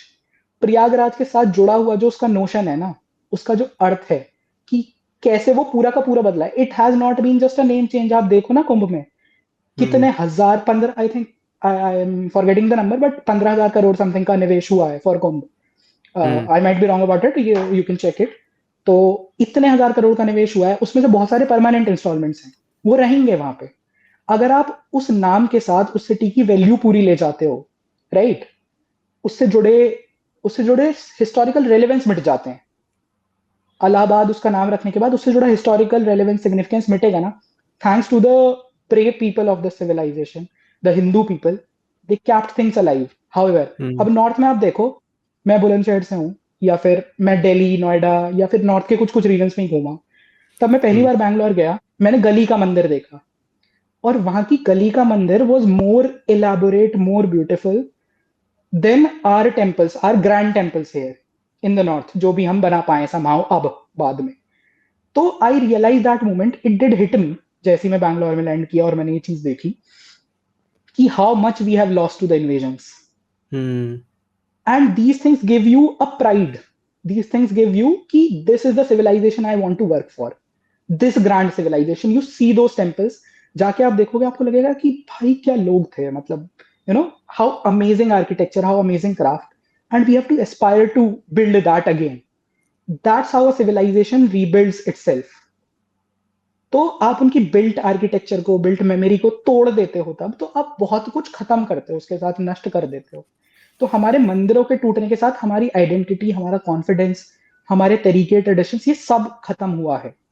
और अगर आप वही चीज रिक्लेम करने को एज अ एजेंडा या सोसाइटी का ऑर्डर बिगाड़ देने वाली चीज की तरह सोच रहे हो, तो I think we are thinking in the wrong direction, and that's again because of the language that we have learn, as I told you about Sitaram Goyal, and how that language make us think कि अगर आप धर्म की बात कर रहे हो तो आप कट्टर, this that blah blah, public में धर्म मत मेंशन कर देना, मतलब that sort of nonsense that we have been fed up. तो उससे हमारे दिमाग में इस तरह के नोशंस आते हैं। भाई हॉस्पिटल नहीं रोक रहा कोई भी मंदिर, और अगर एक मंदिर मुक्त हो जाए तो वो कितने हॉस्पिटल और स्कूल्स चला सकता है, इमेजिन। बट अभी के लिए वो सरकारी बाबुओं की मर्सिडीज और ऑडी फंड कर रहे हैं वो मंदिर, या वहां से उनकी जमीनें छीन ली जा रही हैं, या मंदिर में रिचुअल्स पे कितना पैसा खर्च होगा ये कोई और आईएएस डिसाइड कर रहा है, जो कि आईएएस कई बार उस धर्म से भी नहीं होता है जिस धर्म से हम हैं। और मेरा मंदिर किसी और मजहब के लोगों को फंड कर रहा है, और मेरे भगवान की, मेरे देवता की पूजा ही नहीं हो पा रही है। मतलब हाउ पिटी दैट इज, कितनी खराब सिचुएशन ये है। तो I hope and I think it will be solved soon. तो बस यही मेरा कहना था इस पे। तो अभी भी ना देखो ना, जो सरकार सबसे ज्यादा कहने को धर्म की बात कर रही है, या फिर जैसे भी आप उसे देखें, माने या ना माने, पर अगर विकास के क्षेत्र में, इंफ्रास्ट्रक्चर के क्षेत्र में चेंजेस अगर आप देखें तो इसी सरकार ने किया है ना। मतलब I am not here to defend or promote or whatever, but अब देख लो पुराना इंफ्रास्ट्रक्चर और अब का infrastructure, there is a stark difference in it. Number of AIIMS, number of IITs, दुनिया भर की चीजें मतलब ना बहुत बदल गई। मेट्रो बनाने के बारे में भी हम सोच रहे हैं, एक तरफ मेट्रो और एक तरफ मंदिर क्यों नहीं हो सकता? मतलब व्हाट्स रॉन्ग विद दैट?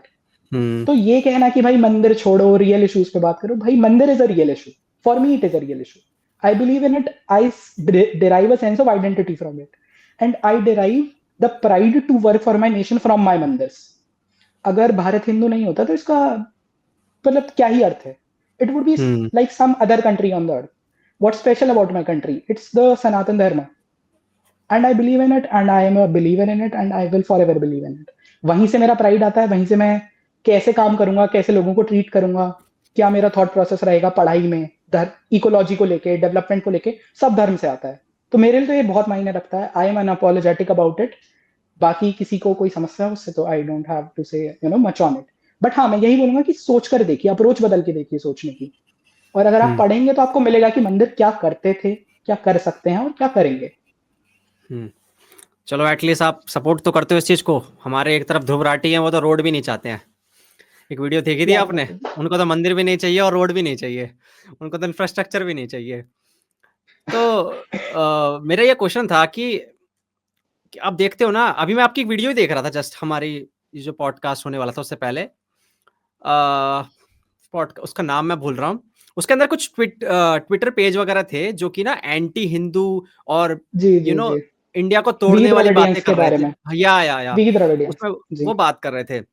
और पता है, ये मैं ट्विटर पे आया अक्टूबर में आया हूँ, पिछले साल ही अक्टूबर में। इससे पहले मेरी हिम्मत नहीं होती थी, मुझे लगता था कि ट्विटर कचड़ा है और बहुत टॉक्सिसिटी है वहां पे, जो कि सच हो गया, साबित हो गया कि हाँ वहां पे अगर आप कुछ हाँ कि लोग आके पता नहीं डंपिंग ग्राउंड सा बना हुआ है, लाइक आप पूरे दिन भर में जो भड़ास है आपकी, चाहे वो इस साइड के उस साइड के, वो आपको निकालना ही वहीं पे है। उल्टी करते हैं सब लोग वहां पे आके, देखा जाए तो मैं देख रहा था काफी ऐसे पेजेस आ गए हैं, और दोनों साइड की बात करूंगा, जो दोनों साइड की नहीं, सॉरी, लेफ्ट साइड की बात करूं तो लेफ्ट साइड में जब भी मैं देखता हूं तो वो ऐसा लगता है जैसे यार, पहले तो एंटी हिंदू तो 100% मिलेगा। लाइक अगर कोई मूवी भी रिलीज होगी तो उसके बारे में देखेंगे कि इसमें कैसे इस्लाम को टारगेट किया जा रहा है, ठीक है। किसी नेता ने कुछ कह दिया तो उसको तोड़ मरोड़ के, डिस्टॉर्ट करके, क्लिप काट के, छोटी सी क्लिप काट देंगे और उसके बाद उसको उस तरीके से चलाएंगे कि और टेंशन क्रिएट हो जाए दोनों के बीच में, दो कम्युनिटी के बीच में। और ये कुछ लोग ही करते हैं, ज्यादा नहीं। और ऐसे में कुछ पत्रकार भी हैं जो यूट्यूब पे आ गए हैं, अब टीवी पे पहले चलते थे, अब टीवी पे, इस पे यूट्यूब पे आके फिर वहां से अपना काम कर रहे हैं, और उनका टारगेट ज्यादा कुछ नहीं होता है, लाइक सिंपली एक आदमी को टारगेट करना है, एक पार्टी को टारगेट करना है, एक ग्रुप को टारगेट करना है। तो और मैं देख भी रहा हूँ कि वो जीत भी रहे हैं, ऐसा नहीं है कि मतलब वो सक्सेसफुल नहीं हो पा रहे हैं इस काम में। लेकिन आप देखोगे तो वो व्यूज भी मिल रहे हैं उनको नैरेटिव भी, उनको लग रहा है कि वो जीत रहे हैं अपना जो गेम वो खेलने आए हैं यहाँ पे। तो ऐसा क्यों हो रहा है कि वो लेफ्ट इकोसिस्टम है, वो जिस खेल में हमसे ज्यादा आगे निकल चुका है, राइट विंग से ज्यादा आगे निकल चुका है? तो जो आप इशू मेंशन कर रहे हो, मैं बताता हूँ। वी द्रविडियंस करके एक ट्विटर पेज हुआ करता था।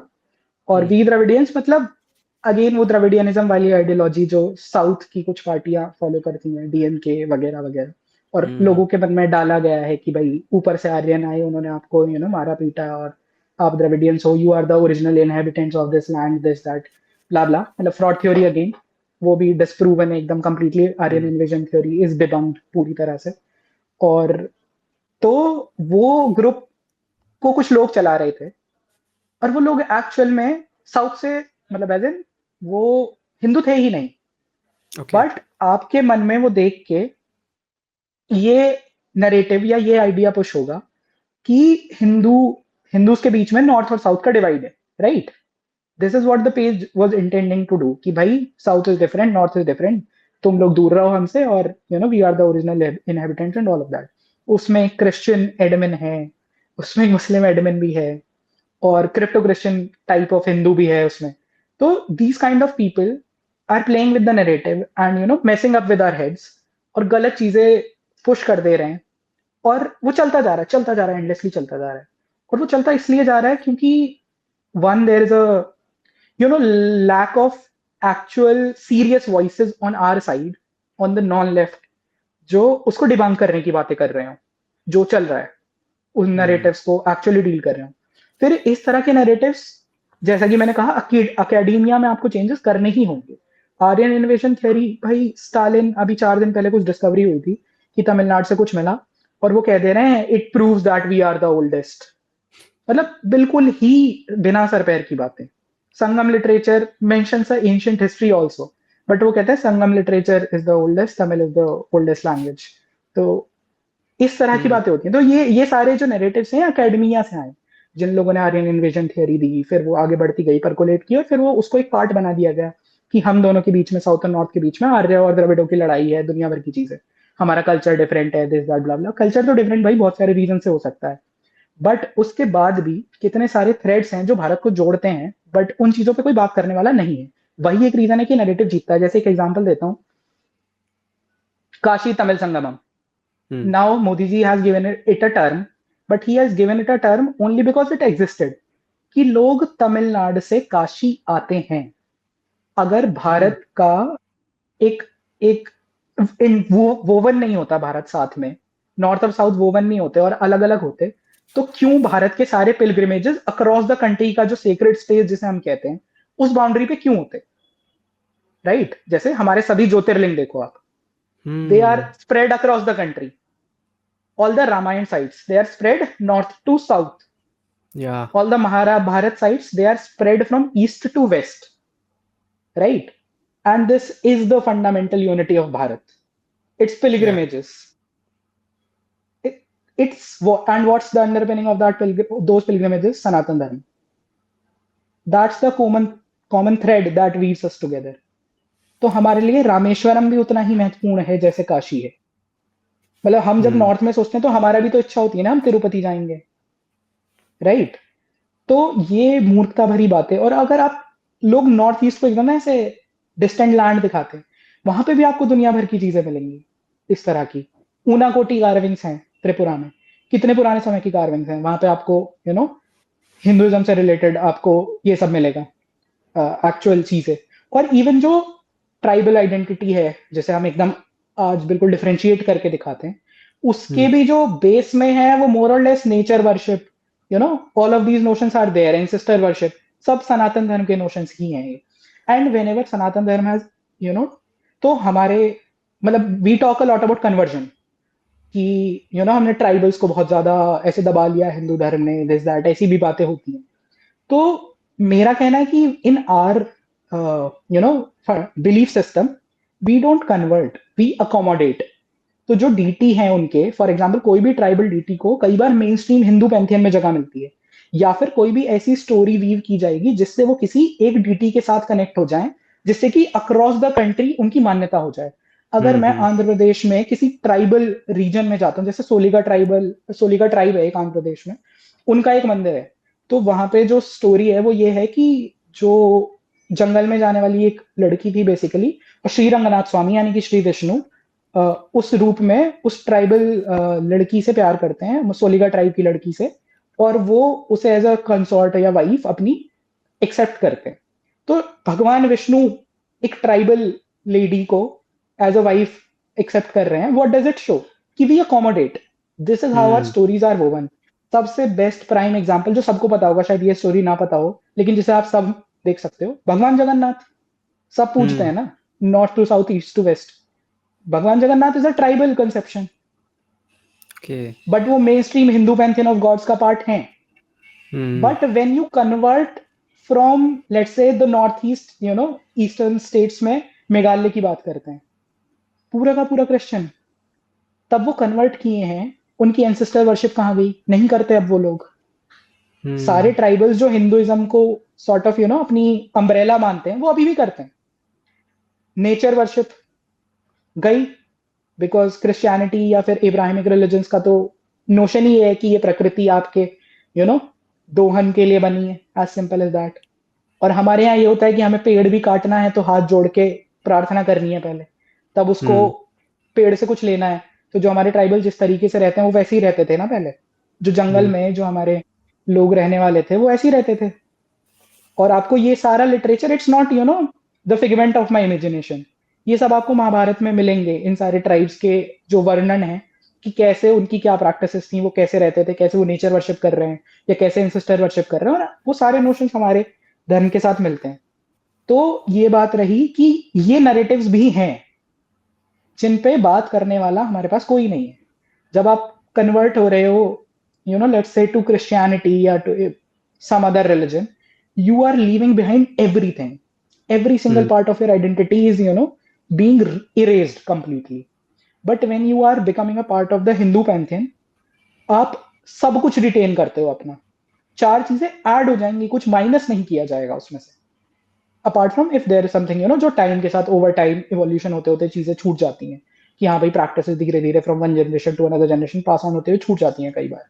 वो चेंज हो जाए तो हो जाए, otherwise your basic belief, fundamental beliefs, आपकी आइडेंटिटी कहीं नहीं इरेज की जाती, और वही आइडेंटिटी आपको कॉन्फिडेंस देती है कुछ करने का। तो ये वाले जो नैरेटिव्स हैं हमारी साइड पे, इनको कहने वाले बहुत कम लोग हैं। अभी भी अगर हम बात करते हैं तो मोस्टली हमारी साइड के लोग पॉलिटिक्स पे बात करके रुक जाते हैं कि भाई हमारी सरकार ने इतने अच्छे ट्रैक्स बना दिए, इतने अच्छे रोड्स बना दिए, इतना डेवलपमेंट हो रहा है, वी आर मूविंग टुवर्ड्स विश्व गुरु, all of that is fine. But actual लड़ाई यहाँ पे है, एक्चुअल लड़ाई कल्चरल फील्ड में भी है। Politics is a very important part to solve all those things, but you have to talk about culture also. You have to talk about these things कि कैसे thread है, कैसे वोवन है हम अपने ज्योतिर्लिंगों से, कैसे हम अपने बहुत सारे तीर्थों से वोवन है पूरा देश एक साथ। अगर आप राधा कुमुद मुखर्जी ऑथर हैं, उनकी बुक है the fundamental unity of India, British times के वो ऑथर हैं, और जबरदस्त बुक है। उसमें इतने सारे एग्जाम्पल्स हैं, इतने सारे श्लोक्स हैं फ्रॉम आवर एंशिएंट टेक्स्ट, जो ये बताते हैं कि कैसे भारत एक थ्रेड में वोवन है अक्रॉस इट्स सेक्रेड साइट्स, और उसकी पूरी हिस्ट्री भी रही है। ज्योग्राफिकली भी जो हमारा सेक्रेड स्पेस है वो वैसे ही रहा है। जो भारत का मैप आज हम कंसेप्चुलाइज करते हैं, including Pakistan, that's Bharat also, that's what I believe. Okay, so that's nothing different, it just we somehow lost it, but that's Bharat. तो वहां भी हिंगलाज माता है, हिंगलाज भवानी आज हमारी है वहां पे, एंड यू सी क्या हालत है उस जगह की।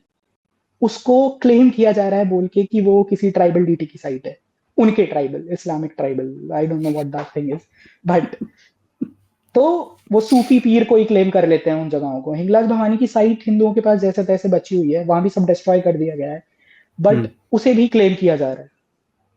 तो जब हम ये बातें करते हैं और इन नैरेटिव्स पे बात नहीं कर पाते, जैसे मैंने आज ही एक स्टोरी शेयर की है अपने ट्विटर पे of a Pakistani Hindu refugee girl जो यहाँ पे रह रही हैं, मजनू का टीला दिल्ली में।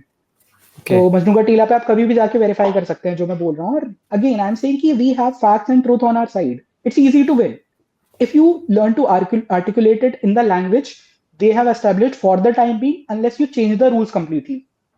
जो लैंग्वेज वाली बात है कि जब तक आप लैंग्वेज को ठीक नहीं कर लेते, अपना यूज करना सीख नहीं जाते, उसका अकेडमिया में बदलने में समय लगेगा। आई अग्री, एस्टैब्लिश्ड इकोसिस्टम है, कहते हैं ना सरकार उनकी, इकोसिस्टम हमारा है, इट्स अ फैक्ट, इकोसिस्टम है भाई उनका।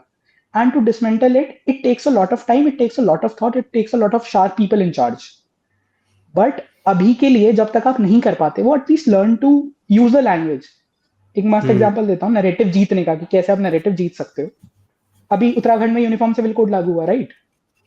और काफी सारे लोग हम चाहते हैं कि पूरे देश में लागू हो जाए यूनिफॉर्म सिविल कोड। छोड़ो भाई ये रिलीजन वाली बात रोज रोज की ना, हर रिलीजन के लिए अलग रूल, सबके लिए सेम होने चाहिए, दैट्स द इंडियन आइडेंटिटी, हम ये कहते रहते हैं। But when you call it uniform civil code, आप आप हमेशा ना, यूनिफॉर्म मतलब सबके लिए एक जैसा। India is a country of diverse practices, diverse set of beliefs, जहां पे आप यूनिफॉर्मिटी या स्टैंडर्डाइजेशन की अगर बात करोगे उन बिलीफ्स पे, तो that would be like an attempt on the individuality या फिर diversity of those particular belief systems. Within Hinduism, within caste even, आपको इतने सारे, विद इन जाति, sorry not caste, within जाति आपको इतने सारे डिफरेंसेस इन प्रैक्टिसेस मिल जाएंगे। बट आप सबके लिए अगर यूनिफॉर्म लॉ लगा दोगे, मतलब यूनिफॉर्म कहोगे उसे, तो that would be kind of A problematic thing, not just from a Hindu, मतलब Muslim perspective or Christian perspective, but also from a Hindu perspective. क्योंकि within us, we will be losing more in terms of diversity. But if you call it secular civil code, you call it secular civil code, and let the opposition defend now. Modi ji has started doing it lately. Now they will be the people proving, you know, लोगों को जा जाके कि अब वो secular का क्यों विरोध कर रहे हैं, क्योंकि वो तो हर समय सेक्युलर सेक्युलर की बातें करते हैं। और यूनिफॉर्म सिविल कोड और क्या है, सारे रिलीजन्स को साइड रख के कुछ पर्टिकुलर चीजों में कुछ नॉर्म्स सेक्युलरली अप्लाई कर दी जाए सबके लिए सेम। तो आप उसको यूनिफॉर्म सिविल कोड ना बोल के सेक्युलर सिविल कोड बोलेंगे, it will be easy to sell to people, right? And now it will be your opponent who will be defending. Another example would be CAA. आपको याद होगा कितना drama हुआ है, और उसी समय से मेरा दिमाग एकदम ना स्विच किया था जब मैंने देखा अपने फ्रेंड्स का बिहेवियर उस समय पे और लोगों का बिहेवियर, तब से तो मैं पूरा एकदम बदल गया। तो CA, citizenship amendment act, is the full form. It had nothing to do with taking away anybody's citizenship for that.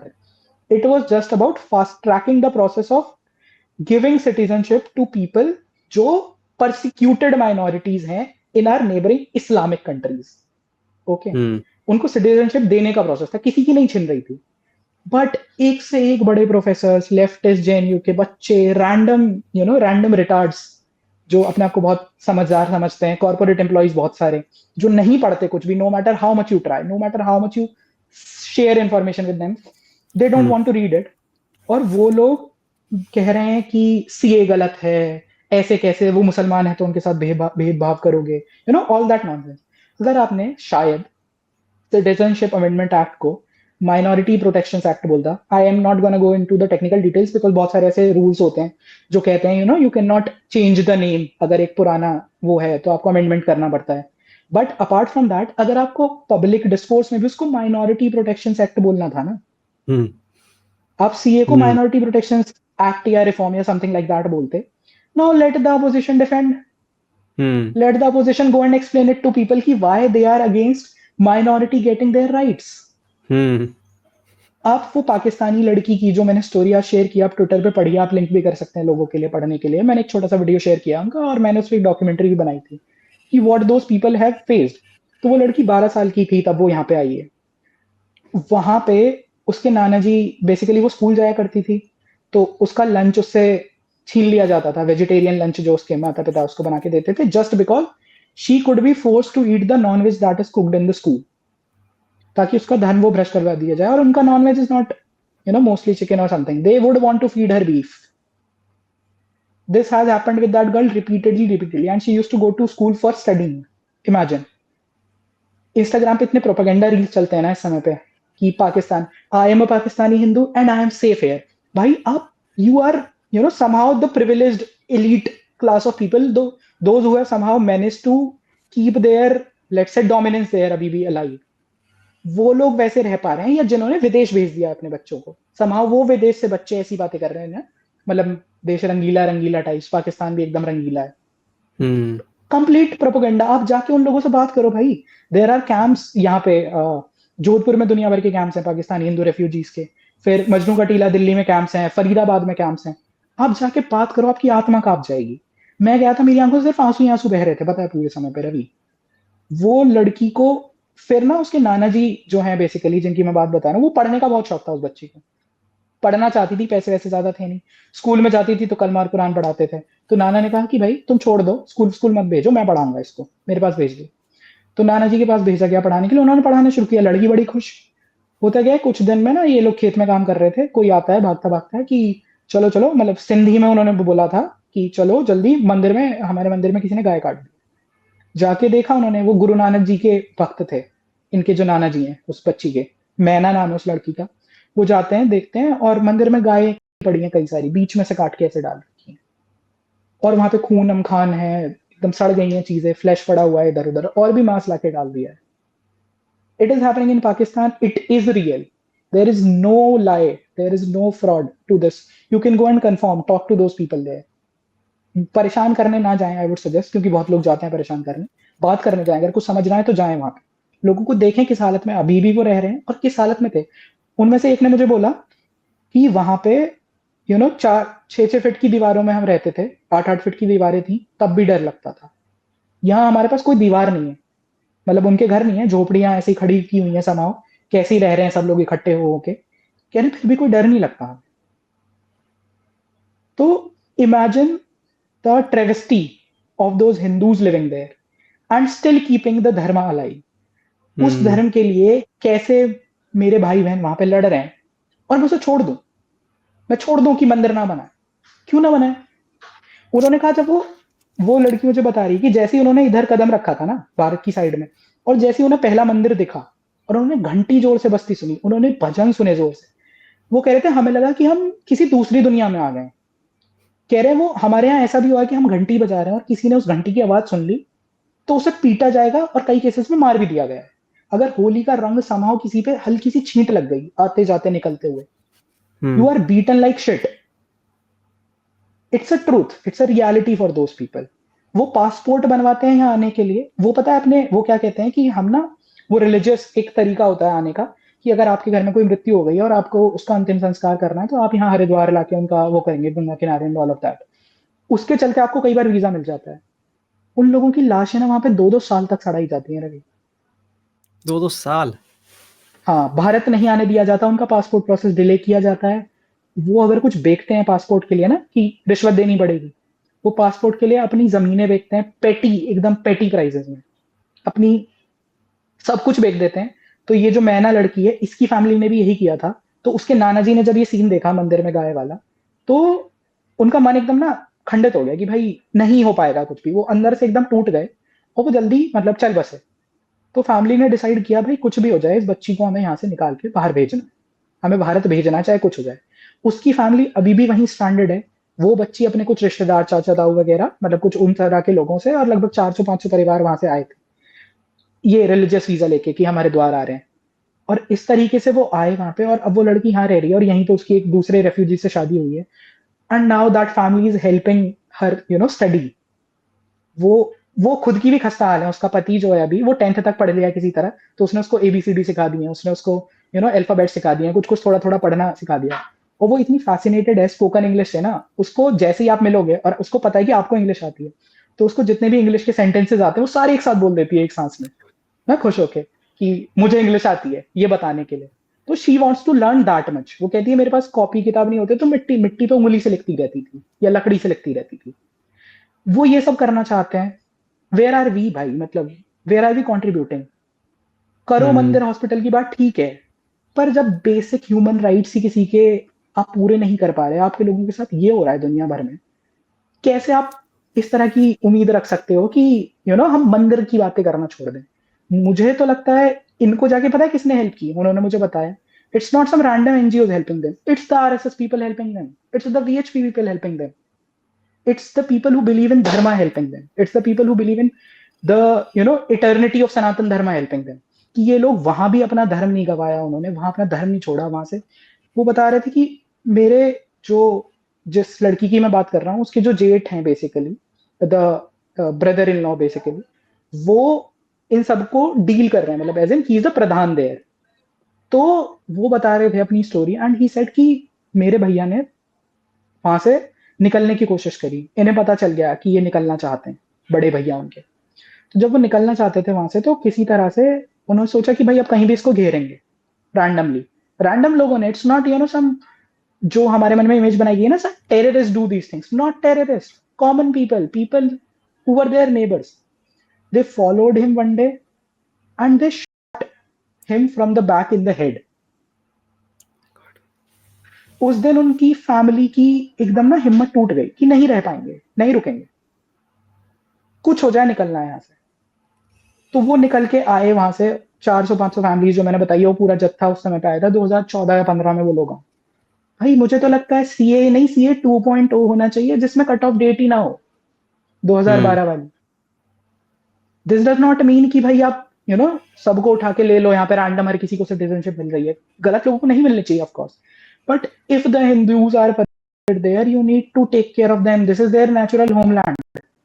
Partition करने से पहले भारत के नेताओं ने उनसे नहीं पूछा था कि हमें पार्टीशन करना है या नहीं करना है। By the virtue of the what ever I call it, मतलब दिमाग की जो भी उनके साथ चीजें थी, उनके दिमाग में जो चला, भारत का पार्टीशन हुआ, वो नहीं रोक पाए किसी भी कारण से, जो भी है हिस्ट्री में, बहुत बड़ा टॉपिक है अपने आप में, एक डिफरेंट। कौन चाहता था पार्टीशन करवाना? ये लोग तो नहीं चाहते थे ना, जो वहां पे अब तड़प रहे हैं। अब होस्टेज वो उनकी जिन्ना की होस्टेज पॉपुलेशन थ्योरी थी कि भाई कुछ हिंदुओं को यहाँ रखो ताकि भारत में कुछ मुसलमानों के साथ किया जाए तो हम इनको यहाँ पे काट छाट कर दें इनकी। भारत में तो कुछ हो रहा है, नहीं हो रहा है, वहां पे हो चुका है। द एक्सोडस, बांग्लादेश में देख लो आप, द नरसंहार कंप्लीटली आंखों के सामने हो रहा है यार, आप कैसे डिनाई करोगे ये सब? तो ये बांग्लादेश वाले का क्या है? बांग्लादेश में भी तो यही हो रहा था, अभी देखा नहीं था? हाँ, कैसी कैसी बांग्लादेश में इमेजेस भी आ रही थी, और ये लेफ्ट वाले डिनाई कर रहे थे। इनको पैलेस्टीन में जो हो रहा है वहां के लिए दिक्कत हो जाती है इनको। ठीक है, मैं थोड़ा रेंट नहीं करना चाहता, लेकिन वही वाली बात है ना कि आपको माइनॉरिटीज वहां के लिए, मतलब इधर नहीं दिख रहा, लाइक बांग्लादेश में नहीं दिख रहा, लेकिन आपको वहां दिख रहा है पैलेस्टीन में। बिल्कुल। तो मेरा भी यही कहना है कि व्हेन इट कम्स टू, मतलब बांग्लादेश वाला या फिर पैलेस्टीन के लिए कुछ अपनी उठा लो भाई, मुझे कोई समस्या नहीं है यार, आपका दिल वहां पे रखा होगा, आप उठाओ, जो भी है।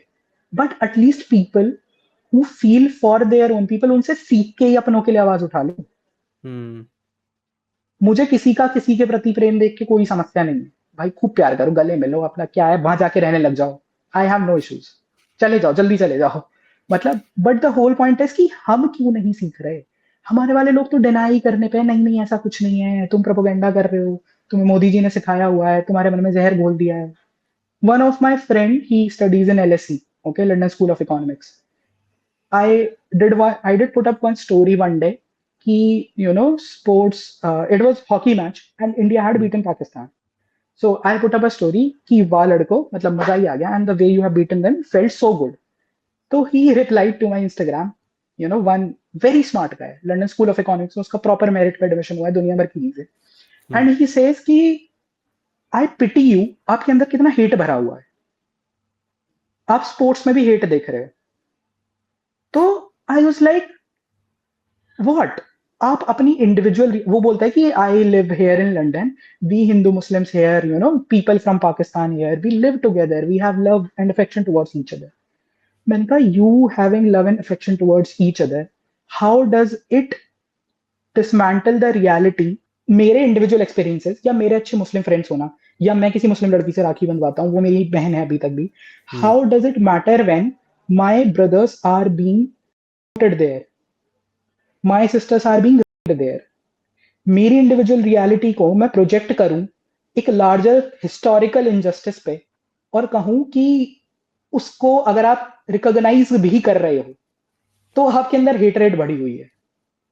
भाई मैं ट्रूथ को रिकॉग्नाइज कर रहा हूं, I stand with the truth, and the truth is your brothers and sisters who have somehow stood there, somehow kept your dharma alive, are being dead. और कितने कन्वर्ट करे होंगे ना जाने, भाई मजबूर हो जाते हैं। कई बार लगता है कि जीवन भी इंपॉर्टेंट है, बट इन लोगों ने अपने जीवन को नीचे रखा और धर्म को ऊपर रखा, और ये उन स्ट्रगल से आए। भाई आप जाओगे ना रवि, मजनू का टीला, कभी आप दिल्ली में हो और आपके पास समय हो, प्लीज जाओ और बात करो, मतलब टूट जाओगे अंदर से। It's been 1 year when I went there last, and I will go again in a few days. और जो भी मेरे से बन पड़ेगा मैं करूंगा उनके लिए। वो अभी भी ना, मतलब एक एक लाइन, एक एक बात, कैसे उन्होंने बोला था, कैसे उनकी आंखों में आंसू आ जा रहे थे और रुक जा रहे थे, वो बिल्कुल थम जा रहे थे बोलते बोलते, एकदम रुआंसे होके, और फिर भी बोल रहे थे। फिर भी वो कह रहे थे कि यहाँ दीवारें नहीं है, हमें फिर भी यहाँ पे लगता है कि सब कुछ है हमारे पास।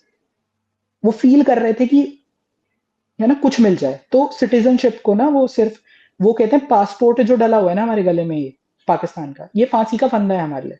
The moment we get the citizenship, we will be able to work as citizens of India in this country, और हमें किसी का दान नहीं चाहिए उसके बाद। एटलीस्ट हमें अलाउ कर दो कि हम दिल्ली के बाहर जाके या कहीं भी हमें जहां काम मिलता है वहां जाके हम मेहनत कर सकें।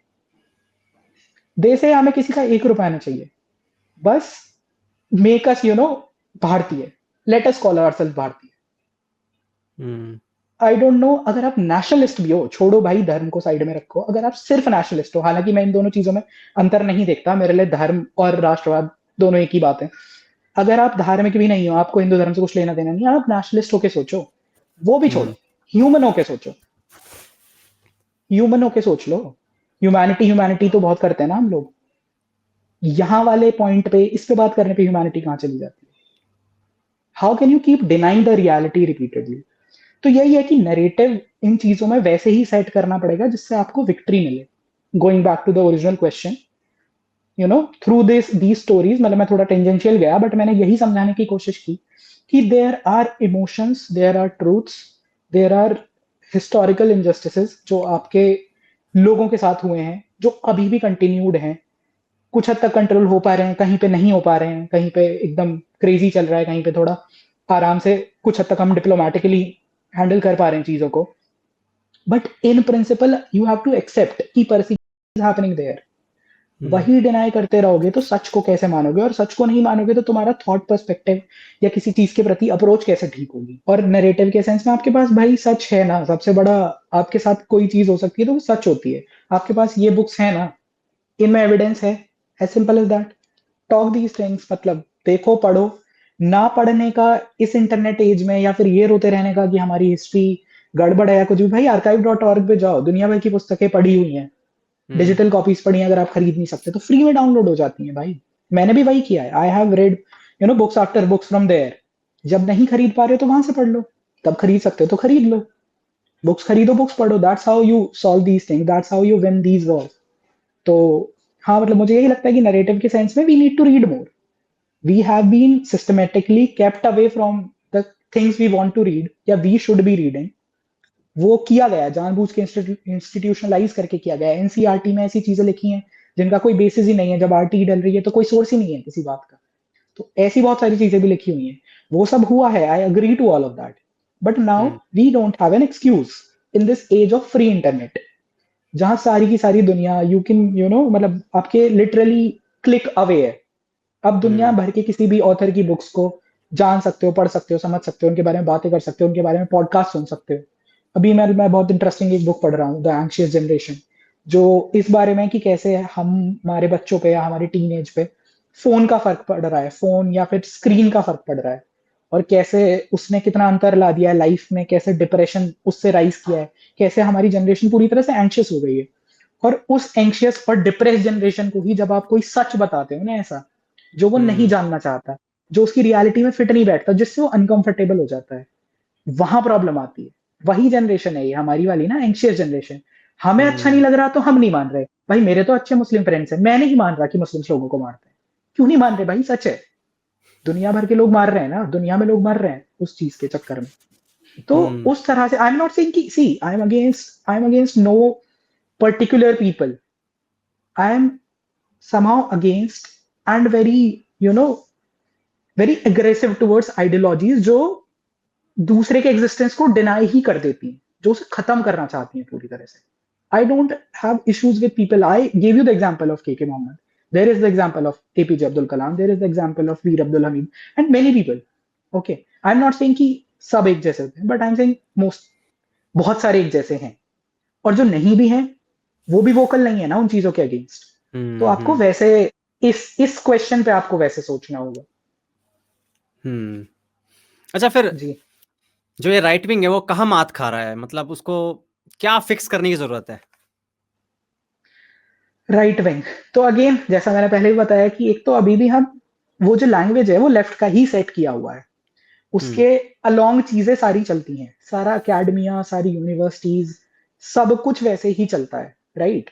और वहां से लोगों के मन में पर्टिकुलर तरह का थॉट आता है, और फिर राइट हमेशा नरेटिव के अगेंस्ट खुद को सिर्फ और सिर्फ डिफेंड कर रहा होता है या रिएक्शन दे रहा होता है। फॉर एग्जाम्पल, जैसे लेफ्ट से कोई बोलेगा कि भारत में सती होता था, राइट, और सती की प्रथा बहुत खराब थी and this and that and all of those things. हमारी साइड से रिएक्शन आएगा कि नहीं नहीं, सती का नैरेटिव इज वेरी फॉल्स, ऐसा नहीं था कि किसी को फोर्सफुली सती करवा दिया जाता था, इस्लामिक इन्वेडर्स के चलते कई बार जौहर किए गए, कई बार ऑफ कोर्स विलिंगली अपनी इच्छा से, ऐसे कई सारे केसेस थे जहां पे अपनी इच्छा से भी महिलाएं उस पर बैठी, और हो सकता है फोर्स वाले भी केसेस हों। डॉक्टर मीनाक्षी जैन की बुक है, जिनका मैंने फ्लाइट ऑफ डीटीज आपको बुक बताई, उन्हीं की सती पे भी एक वेल रिसर्च डॉक्यूमेंटेड पूरी की पूरी बुक है, जो ये बताती है कि कैसे द नंबर ऑफ केसेस जिसको लेके वो स्टिक आपने बनाई हुई है हिंदुओं को पीटने की, कि सती सती के नाम पे पीटो लोगों को, हिंदुओं को, कि ये तो बहुत ही खराब लोग थे, वो ना के बराबर केसेस थे। Those numbers of those recorded cases is very very less. और अंग्रेज जब से भारत में, तब से तो रिकॉर्ड कर ही रहे हैं ना। और जब से मुस्लिम भारत में थे, उनके हिस्टोरियंस थे, वो भी तो लिख ही रहे थे ना। तो वहां पे क्यों ये चीज फिगर नहीं करती है, इतने सारे केसेस, जितना बड़ा नैरेटिव हमने बना दिया है। आप सोचो ना कि आज के एज में कितना आसान है कोई भी मिथ क्रिएट करना, जब लोग पढ़ते ही नहीं। नांगेली का ब्रेस्ट एक्स वाला जो इशू है, that's a absurd absurd myth. Fatima the first Muslim teacher, complete myth. Nangeli वाले जो व्यक्ति हैं जिन्होंने वो स्टोरी लिखी, उन्होंने खुद, जहां मैं पहले काम करता था अपवर्ड में, हमारी जो एक सब्सिडरी चैनल था उसका चक्षु, वहां पे हमने उनका नाम मैं राधा कृष्ण और समथिंग हिज नेम, जो ऑथर थे, पायनियर के लिए उन्होंने वो स्टोरी फाइल की थी, फ्रॉम व्हाट आई रिमेम्बर। और उसमें बोला कि मेरे पे प्रेशर था इस तरह की एक स्टोरी लिखने का, तो मैंने जो है ये लिख दिया और नांगेली की कथा बना दी पूरी की पूरी। उस कम्युनिटी से एक महिला ने अपवर्ड के लिए पूरा एक वीडियो किया हुआ है, जिसमें वो खुद आके बता रही है कि this has nothing to do with it. वो पूरा का पूरा वीडियो लोग देख सकते हैं, and she completely debunks it with facts and records and records after records. तो ये एक्चुअल में मतलब, और हाँ, राइट विंग की हम बात कर रहे हैं, तो राइट विंग लैक करता है, लैंग्वेज का यूज करना नहीं सीखे हम अभी भी। तब तक चेंज नहीं कर पाते हो, तब तक यूज करना सीखो। अभी मैं लेटली एक बुक लॉन्च में गया था, वेरी बिग ऑथर, मतलब very big personality, Ashok Srivastava, DD news के वो एंकर है, और काफी लंबे समय से मतलब वो न्यूज पे आ रहे हैं, इधर उधर न्यूज नेटवर्क में उन्होंने बहुत सारे में काम किया, and very learned man, very good experience. उन्होंने अभी एक बुक लिखी है, कैसे वो बता रहे हैं कि मीडिया का जो नरेटिव रहा है इतने समय में, कैसे फ्लॉड रहा है, स्क्यूड रहा है, फेक नरेटिव कैसे गढ़े जाते हैं जिससे लेफ्ट जीत रहा है। वो बुक उन्होंने लिखी, और उन्होंने उस बुक का कवर जो है, उसका जो बुक का नाम है Modi versus Khan market gang. अच्छा, अब यहाँ पे आप मात खाते हो कि अगर आपको किसी न्यूट्रल बच्चे को, जिसमें सेंस ऑफ क्यूरियोसिटी हो, कुछ करने की, कुछ पढ़ने की, कुछ समझने सीखने की, अगर आप उसको इस तरह का नाम दोगे बुक का, I am not saying there is a issue with using Modi's name on one's book. Point is कि अगर आपका पर्पस ये है कि आपको एक्चुअल चेंज लाना है इन टर्म्स ऑफ वो न्यूट्रल माइंड्स, जो जिन पे अभी इंप्रेशन क्रिएट शायद नहीं हो पाया, नए नए कॉलेज में गए, जो अब बुक्स पढ़ना सीखेंगे, जो अचानक से लेफ्ट की वो वाली बुक उठाने लगेंगे जो उनको इंफॉर्मेटिव लग रही होंगी, जो उनको न्यूट्रल लग रही होंगी। पता नहीं, न्यूट्रलिटी से हमारे मन में एक बहुत ज्यादा फैटिश है, बट वो रियलिटी है कि है, डोंट जज a book by its cover कहने के लिए अच्छा लगता है, but you have, most people जज the book by its cover only, आप कवर देख के उठाते हो। तो जब एक न्यूट्रल बच्चा जाके देखेगा Modi versus Khan market gang, वो बुक ही नहीं छुएगा, वो तो बोलेगा ये तो किसी जो भी कहते हैं कि गोदी गोदी मीडिया वाले ने लिखी हुई है, समथिंग लाइक दैट। आपका कवर एक्चुअली वही कम्युनिकेट कर रहा है। You could have named it something else, जैसे कि हमने सीए या फिर उस पे बात की, यूनिफॉर्म सिविल कोड पे, कि कैसे उनको कुछ और नाम दिया जा सकता था, वैसे ही इन कवर्स को, इनकी पैकेजिंग को, इन बुक्स को, इन आइडियाज को आप कुछ और नाम दे सकते हो, जो इंट्रीग करे उस क्राउड को भी जो ऑलरेडी उस तरह का बिलीफ नहीं रखता है। उस इवेंट में जितने भी लोग थे, the ones with a smile on their face were the ones only जिनको पहले से वो सब पता है, जो ऑलरेडी उसमें मानते हैं जो आपने लिखा हुआ है उस बुक में। और पॉइंट है कि जो 4 नए बच्चे हैं वो आपकी बुक उठाकर पढ़ेंगे ही नहीं, because of that cover. They were bored, extremely bored there, I am sorry, मतलब I have huge respect his experience in terms of writing, और जिस तरह से उन्होंने वो नैरेटिव्स को लिखा है और डिसमेंटल किया है, word by word, line by line, fact bye fact, amazing. Point है कि पैकेजिंग में आप मात खा गए। और मैंने मतलब as a very humble suggestion, I reached out to him and I told him that sir please try and think about it, कि आप एटलीस्ट उसके इंग्लिश वर्जन में इसको बदल दो, ताकि 4 नए बच्चे जो कुछ समझने की कोशिश कर रहे हो जेन्युइनली, वो इस बुक को पिक करें, क्योंकि ये बहुत इंपॉर्टेंट बुक है। बट आपकी इंपॉर्टेंट बुक नेग्लेक्ट हो जाती है just because you are not naming it the way it should be named according to the language that we function in today. तो इसीलिए हम नैरेटिव हार रहे हैं, इसीलिए हम ठीक है भाई, एज ए साइड की पॉलिटिक्स पे बात करो, खूब सारी बातें करो, सरकार अच्छा कर रही है, उसके लिए अपने अलग चैनल्स हैं, उसके लिए अपना अलग तरीका है बात करने का, वहां से वो चीज पुश होगी, टेंजिबल जो चेंजेस लोगों की लाइफ में आ रहे हैं वो आएंगे भाई। डॉक्यूमेंट्रीज बनाओ इन चीजों पे, आई वुड से नल से जल पे बनाओ डॉक्यूमेंट्री, कैसे किसी के घर में पानी पहुंचने के बाद चीजें बदली हैं, या शौचालय से कैसे महिलाओं के साथ गलत चीजें होना बंद हुआ है, all of that is there. But when it comes to events and colleges, when it comes to universities, when it comes to impressionable minds, वहां पे you have to talk about things in a different manner। वहां हम narrative में मार खा रहे हैं। I think we need to learn that. मैं भी वही कोशिश कर रहा हूँ। आई एम नो ज्ञाता, I don't know how to do that, but I am learning and I have noted how not to do it. The classic example being this book and how to do it. अगर एक और example, मेरे book का example आता है जेसाई दीपक, उन्होंने अपनी book लिखी India Bharat Pakistan and the first one, okay, very neutral name, and the best victory for that book was, best victory for that author, no matter how difficult that book is to read, and उसके content से आप कितना भी agree disagree कुछ भी कर लो, victory was in terms of कि वो बुक बहुत सारे उन बच्चों को उस साइड पे लेके आई जिस साइड पे वो नहीं थे। Now I have my own cousin who is preparing for UPSC. I introduced him to that book and the author and his talks and videos. वो introduce हुआ and now he is not going to turn a leftist for sure. तो at least introduce those people, package that book. आपको master करने पड़ेंगे वो वाले rules for the time being. Unless you change the rule, you change the game according to you. अभी आपका game नहीं है, अभी आप दूसरे का गेम खेल रहे हो। बहुत सारी चीजों में ओवर टाइम विंडो शिफ्ट हुई है। अब हम टीवी पे भक्ति गीत सुन रहे हैं, है ना, टीवी पे ऐसे प्रोग्राम्स हो रहे हैं जहाँ पे भगवान राम के गाने गाए जा रहे हैं, सेलिब्रेट किया जा रहा है मंदिर को ओपनली। लोग एटलीस्ट कॉर्पोरेट ऑफिस में कुछ लोग तिलक लगा के जाने लग गए या कलावा बांध के जाने लगे। स्कूल्स में भी बच्चे थोड़ा सा उस चीज को लेके वोकल हो रहे हैं। तो ये चीजें बदल रही हैं। आई एम पॉलिटिकली आपको इतना अच्छा अवसर मिला है ये चीजें करने का, अब नहीं तो कब। That is my whole point. हमारे लेवल पे वो एफर्ट आना चाहिए in terms of changing these things. Collectively जहां कर सकते हो कलेक्टिवली करो। मुझे लग रहा है कि अभी एज अ चैनल में इंडिविजुअली वो narrative somehow I need to learn how to package narratives. That's why we say ना leftist propaganda movies are much better than right wing का प्रोपेगेंडा मूवीज। मतलब पहली बात तो प्रोपेगेंडा मूवी नहीं होती आपकी साइड पे, आपकी साइड पे ट्रुथ वाले मूवीज हैं। आप उसमें भी आर्टिस्टिकली उसको उतना अच्छा से नहीं प्रेजेंट कर पा रहे हो। मतलब many people might disagree with me, but बिल्कुल सही कहा आपने। The Kashmir files is an example. Article 370 मैंने किसी को सजेस्ट की थी अपने दोस्त को, उसने तुरंत मना कर दी, वाले नहीं देखूंगा, नहीं देखूंगा भाई। सिंपल वही।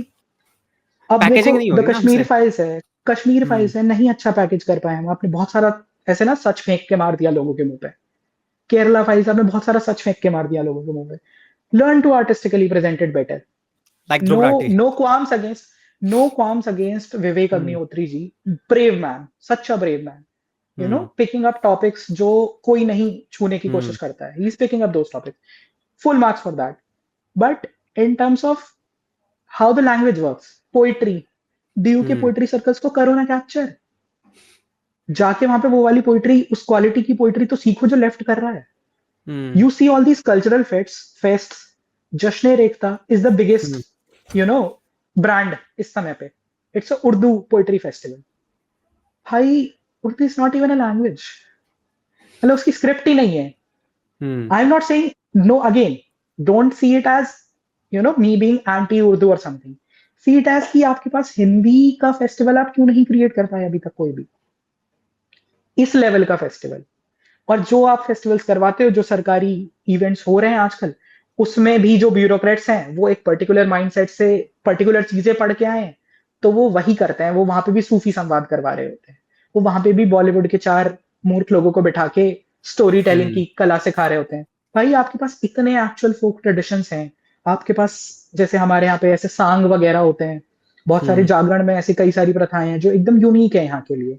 कई जगह के जो रीजनल भजन है उनमें इतना थॉट है, इतना मीनिंग है। कबीर से जुड़े हुए कितने सारे ट्रेडिशंस हैं जो वो वाले भजन करते हैं, है ना, जो कबीरपंथी कहलाते हैं लोग। कबीर से जुड़े भजन है, उसमें दुनिया भर की फिलॉसफी को ऐसे समाया हुआ है इतने सिंपल लोगों की भाषा में। That was the uniqueness of Kabir, if we come to it, कि पोथी पढ़ जगमुआया पंडित भया न कोई, ढाई आखर प्रेम का पढ़े तो पंडित होए, या मन चंगा तो कटौती में Ganga. He was not against going to Ganga ji and having a डुबकी there, but he was also explaining कि भाई अगर आप अपना मन भी तो साथ में साफ रखो उसके. He was talking about that aspect. ऐसे उन्होंने बहुत सारी चीजें समझाई हैं बहुत सिंपल लैंग्वेज. तो we have those traditions and I fear कि within a generation or two those traditions will die because the present generation is us who just don't care. The only thing that comes to a corporate employee's mind is weekend. And weekend पे जाके disco bar pub what ever they call it. तो हमारी वाली generation में तो वो enthusiasm है ही नहीं. और वो एंथुजियाज्म तभी आएगा जब हमसे पहले वाली जनरेशन या जो पढ़े लिखे लोग हैं इस विषय को लेके या जिनको समझ है बहुत अच्छी, वो इसे सही पैकेजिंग के साथ लोगों तक पहुंचाए. You can not be stiff in your approach. You have to package it well, you have to brand it well, because आजकल वही सेल करता है. अभी IIT बाबा करके वो चल गए हैं, मतलब ना कुंभ में वो वायरल हुए. भाई स्पिरिचुअली आप किसी को इवैल्यूएट करने के लिए उसकी IT डिग्री क्या मायने रखती है? कुछ नहीं रखती. But still that guy is a hero now. और ठीक है, जो भी उनको अब डिबंक कर दिया गया है या वो expose this that blah blah ये सब हो गया है.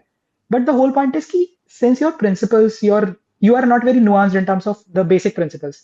आपको किसी को स्पिरिचुअली या फिर रिलीजियसली या धार्मिकली देखना है तो आप धार्मिक नोशंस पे इवैल्यूएट करोगे ना उनको. सेक्युलर नोशंस पे थोड़ी करोगे. एक मंदिर में कौन एंटर करेगा कौन नहीं करेगा ये धार्मिक नोशन से डिसाइड होगा ना, सेक्युलर नोशन से थोड़ी. देवता की जो प्रेफरेंस है, देवता की जो प्रेफरेंसेस हैं, जो डीटी अगर ब्रह्मचारी है तो कौन मंदिर में जाएगा ये वहां से डिसाइड होगा. As simple as that. जैसे सबरीमाला केस का मैं एग्जांपल आपको ये एक्सप्लेन कर रहा था यहाँ पे, there is a nuance to it. भाई धार्मिक ट्रेनिंग धार्मिक रीजनिंग के बाद ही तो आप किसी धर्म से जुड़े विषय पे बात करोगे. सुप्रीम कोर्ट में जाके मुझे एडवोकेसी करनी हो और मैं हिस्ट्री का स्टूडेंट हूँ, कैसे कर लूंगा? क्यों अलाउ किया जाना चाहिए मुझे? मैं वहां पे इक्वालिटी बोलूं कि हाँ भाई इक्वालिटी के नाम पे मुझे सुप्रीम कोर्ट में प्रैक्टिस करने दो. Does not make sense. There are different set of rules. तो इस तरह से हमें चीजों को देखने की जरूरत है. आई थिंक अप्रोच में चेंज करने की जरूरत है. नरेटिव में पैकेजिंग सीखने की जरूरत है कि आपको कैसे पैकेज करना है. J Sai Deepak selled well with people because he knew how to package things. He was very good in speaking in English. I won't you can disagree again, you can disagree with his nuance और कितना deep वो जा पा रहे हैं किसी विषय पे या कितना वो सही है किसी थॉट को लेके. Point is you have to appreciate him in terms of how well he packaged those things which he wanted to convey. उनकी बुक यूपीएससी के बहुत सारे बच्चों ने पढ़ी, उनकी बुक सुप्रीम कोर्ट के लॉयर्स ने पढ़ी, उनकी बुक हाई कोर्ट के लोगों ने पढ़ी. नो मैटर वो बुक कितना इम्पैक्ट क्रिएट कर पाई उनके पढ़ने के बाद, but a lot of people, a lot of young impressionable minds would not be leftist now. मतलब आजकल जे साई दीपक काफी आलोचना उनकी हो रही है ट्विटर पे बहुत सारे कारणों को लेके. That's a different story all together.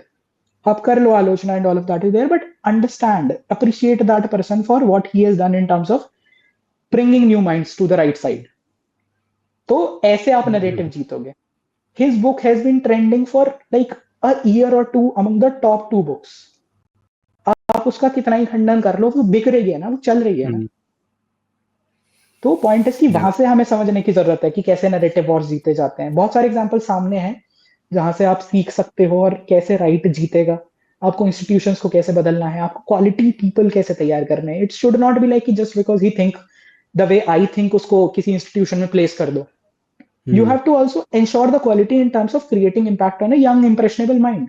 कल को ये 4 बच्चों के सामने जाके लेक्चर देंगे और ये अपनी बात ही ढंग से नहीं कन्वे कर पाते हैं जस्ट बिकॉज वो मेरी तरह सोच रहे थे, डज नॉट मीन कि वो मेरी तरह समझा भी पाएंगे किसी को या जिस तरह से समझाना है वैसे समझा पाएंगे.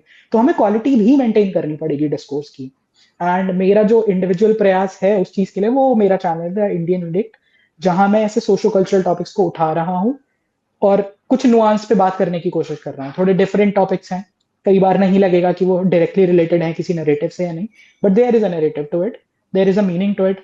बहुत सारी चीजें जिन पे हम नहीं बात कर रहे हैं. स्ट्रे डॉग इशू पे हमेशा इमोशनल बातें होती हैं, but I have put up a very nuance perspective on it from a practical notion, practical perspective.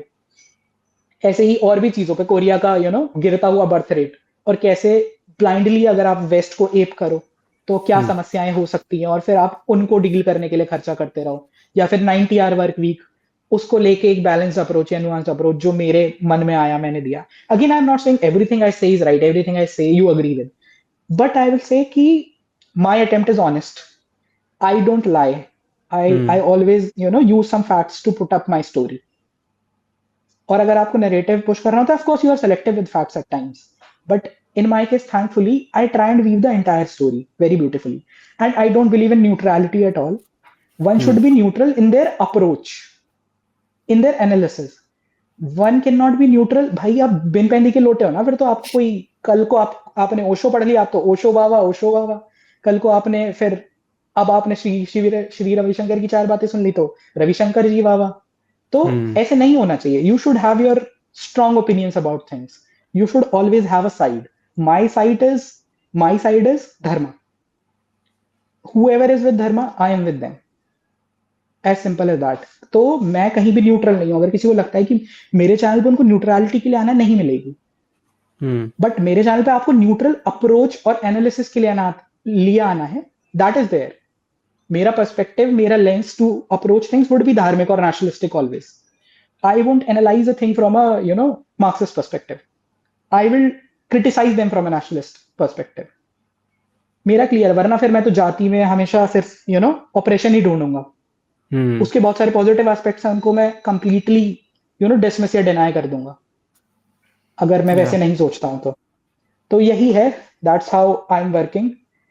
I would request through you to people to reach out and check my channel. Thank you for giving me this platform and opportunity. मुझे काफी अच्छा लगा आपसे बात करके। आपके और कोई प्रश्न हो या फिर कुछ आप कहना चाहें या क्या लगा आपको, बिल्कुल open for all your criticisms and feedbacks. मैं चाहता हूँ जाते जाते ना 3 बुक रिकमेंड कर दो जो अभी आपने मतलब ये हमारे 1.5 घंटे 2 घंटे जो हमने बात करी है, उसमें जितने किताबों का आपने जिक्र किया उसको हटा दो साइड में, तो कोई 3 बुक रिकमेंड कर दो ऑडियंस के लिए।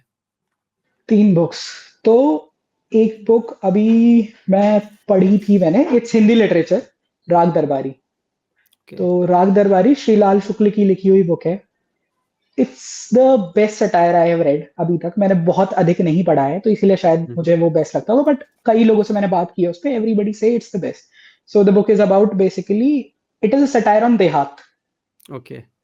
कि हमारे मन में जो देहात की इमेज है ना कई बार, कि गांव के लोग भोले और ऐसी कई सारी बातें होती हैं, या फिर देहात is a mindset, it's not the geography और रूरल पीपल और समथिंग। देहात इज अ माइंडसेट कि हम कहीं भी जाएंगे तो रोड पर ही थूकेंगे या गंदगी ही करना या फैलाना हमारा जन्मसिद्ध अधिकार है। अब मैं उससे आपको एक एनेक्डोट बताता हूँ उस बुक से। आई am very missionary about that book. मुझे लगता है मैं इसको सबको पढ़वा दूं, मुझे इतनी पसंद आ गई है। तो एक एनेक्डोट मैं आपको बताऊंगा उस बुक से। तो उस बुक में वो कहते हैं कि, लिखते हैं कि हिंदू धर्म में पुनर्जन्म का प्रावधान इसीलिए हो सकता है, इसीलिए हुआ है, ताकि किसी को ये ना लगे कि उसे न्याय नहीं मिला। वो हमारी जुडिशरी पे तंज कस रहे हैं कि अगर इस जन्म में नहीं मिला तो उम्मीद रखो अगले जन्म में मिल जाएगा, उसको नहीं मिला तो उससे अगले में मिल जाएगा। तो दैट्स हाउ वो 70s या आई थिंक 70s में या 80s में लिखी गई बुक है। इमेजिन उस समय हमारे देश की ब्यूरोक्रेसी, उस समय हमारे देश की जुडिशरी में जो समस्याएं, वो एक I think he was from the IPS cadre या फिर ये यूपी स्टेट पीसीएस कैडर। तो ऐसा कुछ वो रहे हैं ऑफिसर जिन्होंने वो बुक लिखी है। श्रीलाल शुक्ल जी बहुत जाने माने लेखक हैं वो। तो ये राग दरबारी मैं सबको पढ़ने के लिए कहूंगा। बहुत एंटरटेनिंग है, बहुत ही इंसाइसिव है, बहुत ही ना शार्प इंसाइट्स हैं उसमें कि कैसे आप कहीं बस स्टैंड पे जा रहे हो तो उसका बस स्टैंड का वो विवरण देंगे। अब तो बहुत सुधर गई है हालत हमारे पब्लिक स्पेसेस की, रेलवे स्टेशन की। बट अगर आप उस समय का वर्णन सुनो और अब से लेट से सिर्फ 10-12 साल पहले ही चले जाओ, बहुत ज्यादा नहीं, exactly similar, we have not changed one bit. अब जाके हम फाइनली कैसे सफाई जैसी बेसिक चीज के प्रति भी हमें हमारे प्रधानमंत्री की जरूरत पड़ी है। इमेजिन वो समझाने के लिए भी। तो वो बुक इन चीजों पे तंज कसती है, बहुत सारी व्यवस्थाओं पे तंज करती है, पुलिस पे तंज करती है, टीचर्स पे तंज करती है, गांव में कैसे पढ़ाई होती है या शहर में भी कैसे पढ़ाई होती है, हमारी ब्यूरोक्रेसी में इंस्पेक्टर्स कैसे काम करते हैं, कोई इन्वेस्टिगेशन करने आएगा तो रिश्वत कैसे देनी है, इस तरह की चीजों पे वो बुक एक पूरा तंज कसती है और बहुत बहुत ही डीप बुक है, बहुत एंटरटेनिंग। तो राग दरबारी एक हुई। फिर अभी मैं एंग्शियस जनरेशन पढ़ रहा हूँ, वैसे मैंने मेंशन कर दी थी but still I would recommend, क्योंकि ये भी एक बहुत बड़ा पेंडेमिक है अपने आप में।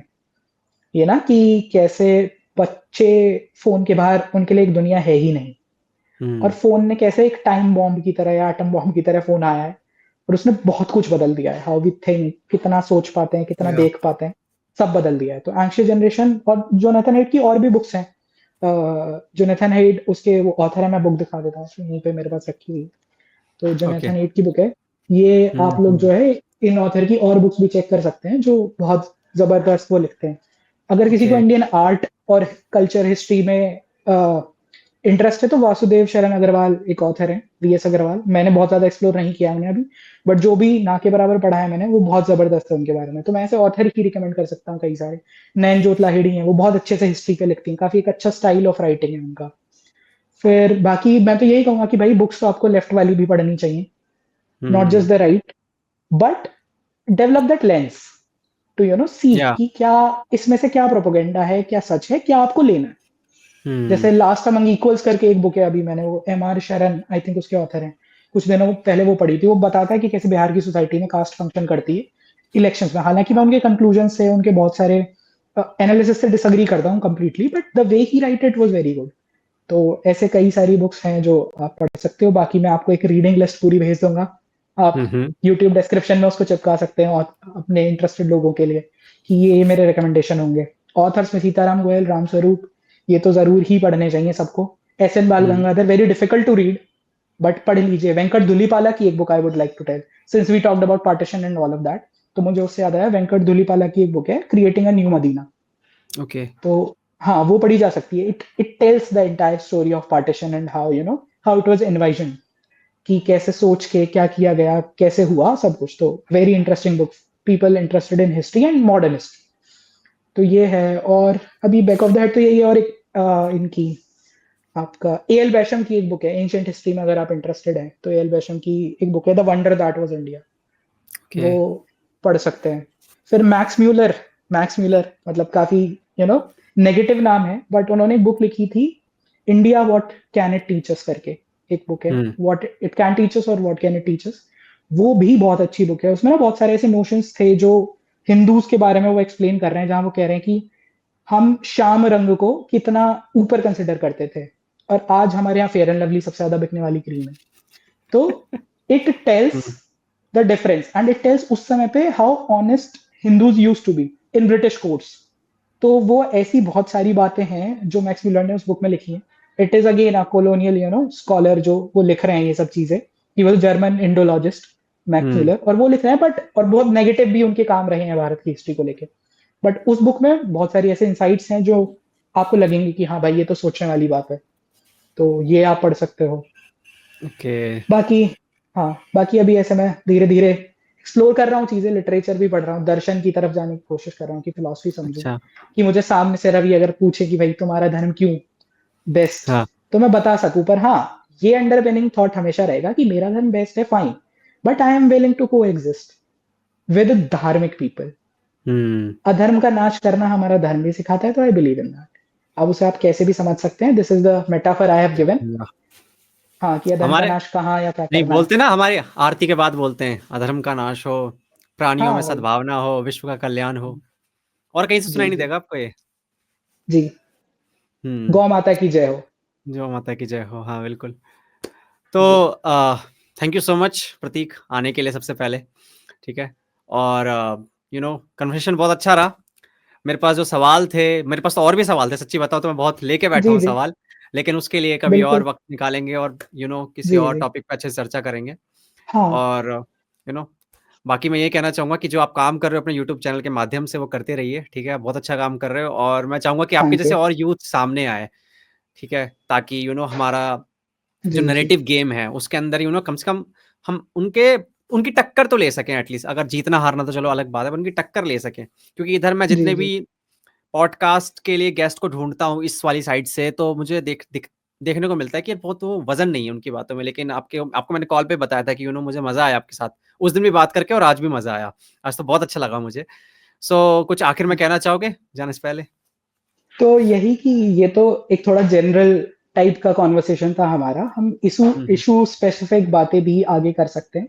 आई mostly refrain from talking about a lot of things, क्योंकि मुझे लगता है कि maybe I am not still well read on those topics, मुझे और ज्यादा समझने की जरूरत है, या मैं कई बार हिचकिचाता हूँ। But now lately I have realize कि at least whatever I know I will present it honestly. तो हम आगे फिर से I would want to talk to you whenever if you feel कि करनी है हमें वो बातें, तो वी कैन हाँ। Talk about specific issues. और जैसे मैं पर्टिकुलरली एक अभी ही पॉइंट करना चाहूंगा आपको, जो स्ट्रे डॉग इशू है ना भारत में, उसको लेके नुआंस पर्सपेक्टिव नहीं है, बिल्कुल नहीं अवेलेबल है, और ये बहुत बड़ी समस्या है। और इससे ना हिंदू होने से फर्क पड़ता है, ना मुस्लिम होने से फर्क पड़ता है, और ना क्रिश्चियन या जैन होने से फर्क पड़ता है। ये सबको अफेक्ट कर रहा है, सबको अफेक्ट कर रहा है। और यहाँ इमोशनल होके सोचने की जगह रैशनली सोचने की जरूरत है। And if you are animal और डॉग लवर, पर से सिर्फ डॉग की बात करें तो if you are a dog lover you have to realise there should be no dogs on the streets. Simple, it's cruel and harmful for them. तो उसके बहुत सारे ऐसे ना साइड्स हैं उस कॉन्वर्सेशन के, जो किसी ने नहीं एक्सप्लोर किए हैं। And I was interested as a policy consultant in that topic. तो मैंने वो पढ़ा, वो मेरे काम का पार्ट था कुछ समय पहले तक। Now I am passionate about that cause and talking and speaking about that. तो I am very willing to talk about that and other issues as well. History is there always, that's my love and subject. तो वो है। Sports पे I can talk. तो sports and politics, sports में सिर्फ cricket? नहीं नहीं नहीं नहीं, और भी। मैं एकदम एकदम नेशनलिस्ट टाइप का स्पोर्ट्स लवर हूँ। जहां भारत खेल रहा होता है मैं देखने समझने पहुंच जाता हूँ। हाँ, but cricket of course growing up in this region जहां से मैं हूँ, वहां तो cricket was the only thing as such growing up. But yeah I constantly watch all our athletes competing at the world stage. जहां भी भारत का झंडा लेके वो चलते हैं, हम उनके पीछे पीछे चल देते हैं। बिल्कुल बिल्कुल। तो ओके, सो चलते हैं। Thank you so much Ravi. और या बिल्कुल, आने के लिए बहुत बहुत वापस थैंक यू बोलना चाहूंगा आपको। मिलते हैं जल्दी दोबारा, ठीक है? किसी और मुद्दे को लेके आएंगे। तब तक अपना ध्यान रखो अपना। जय श्री राम, जय श्री राम, जय श्री राम।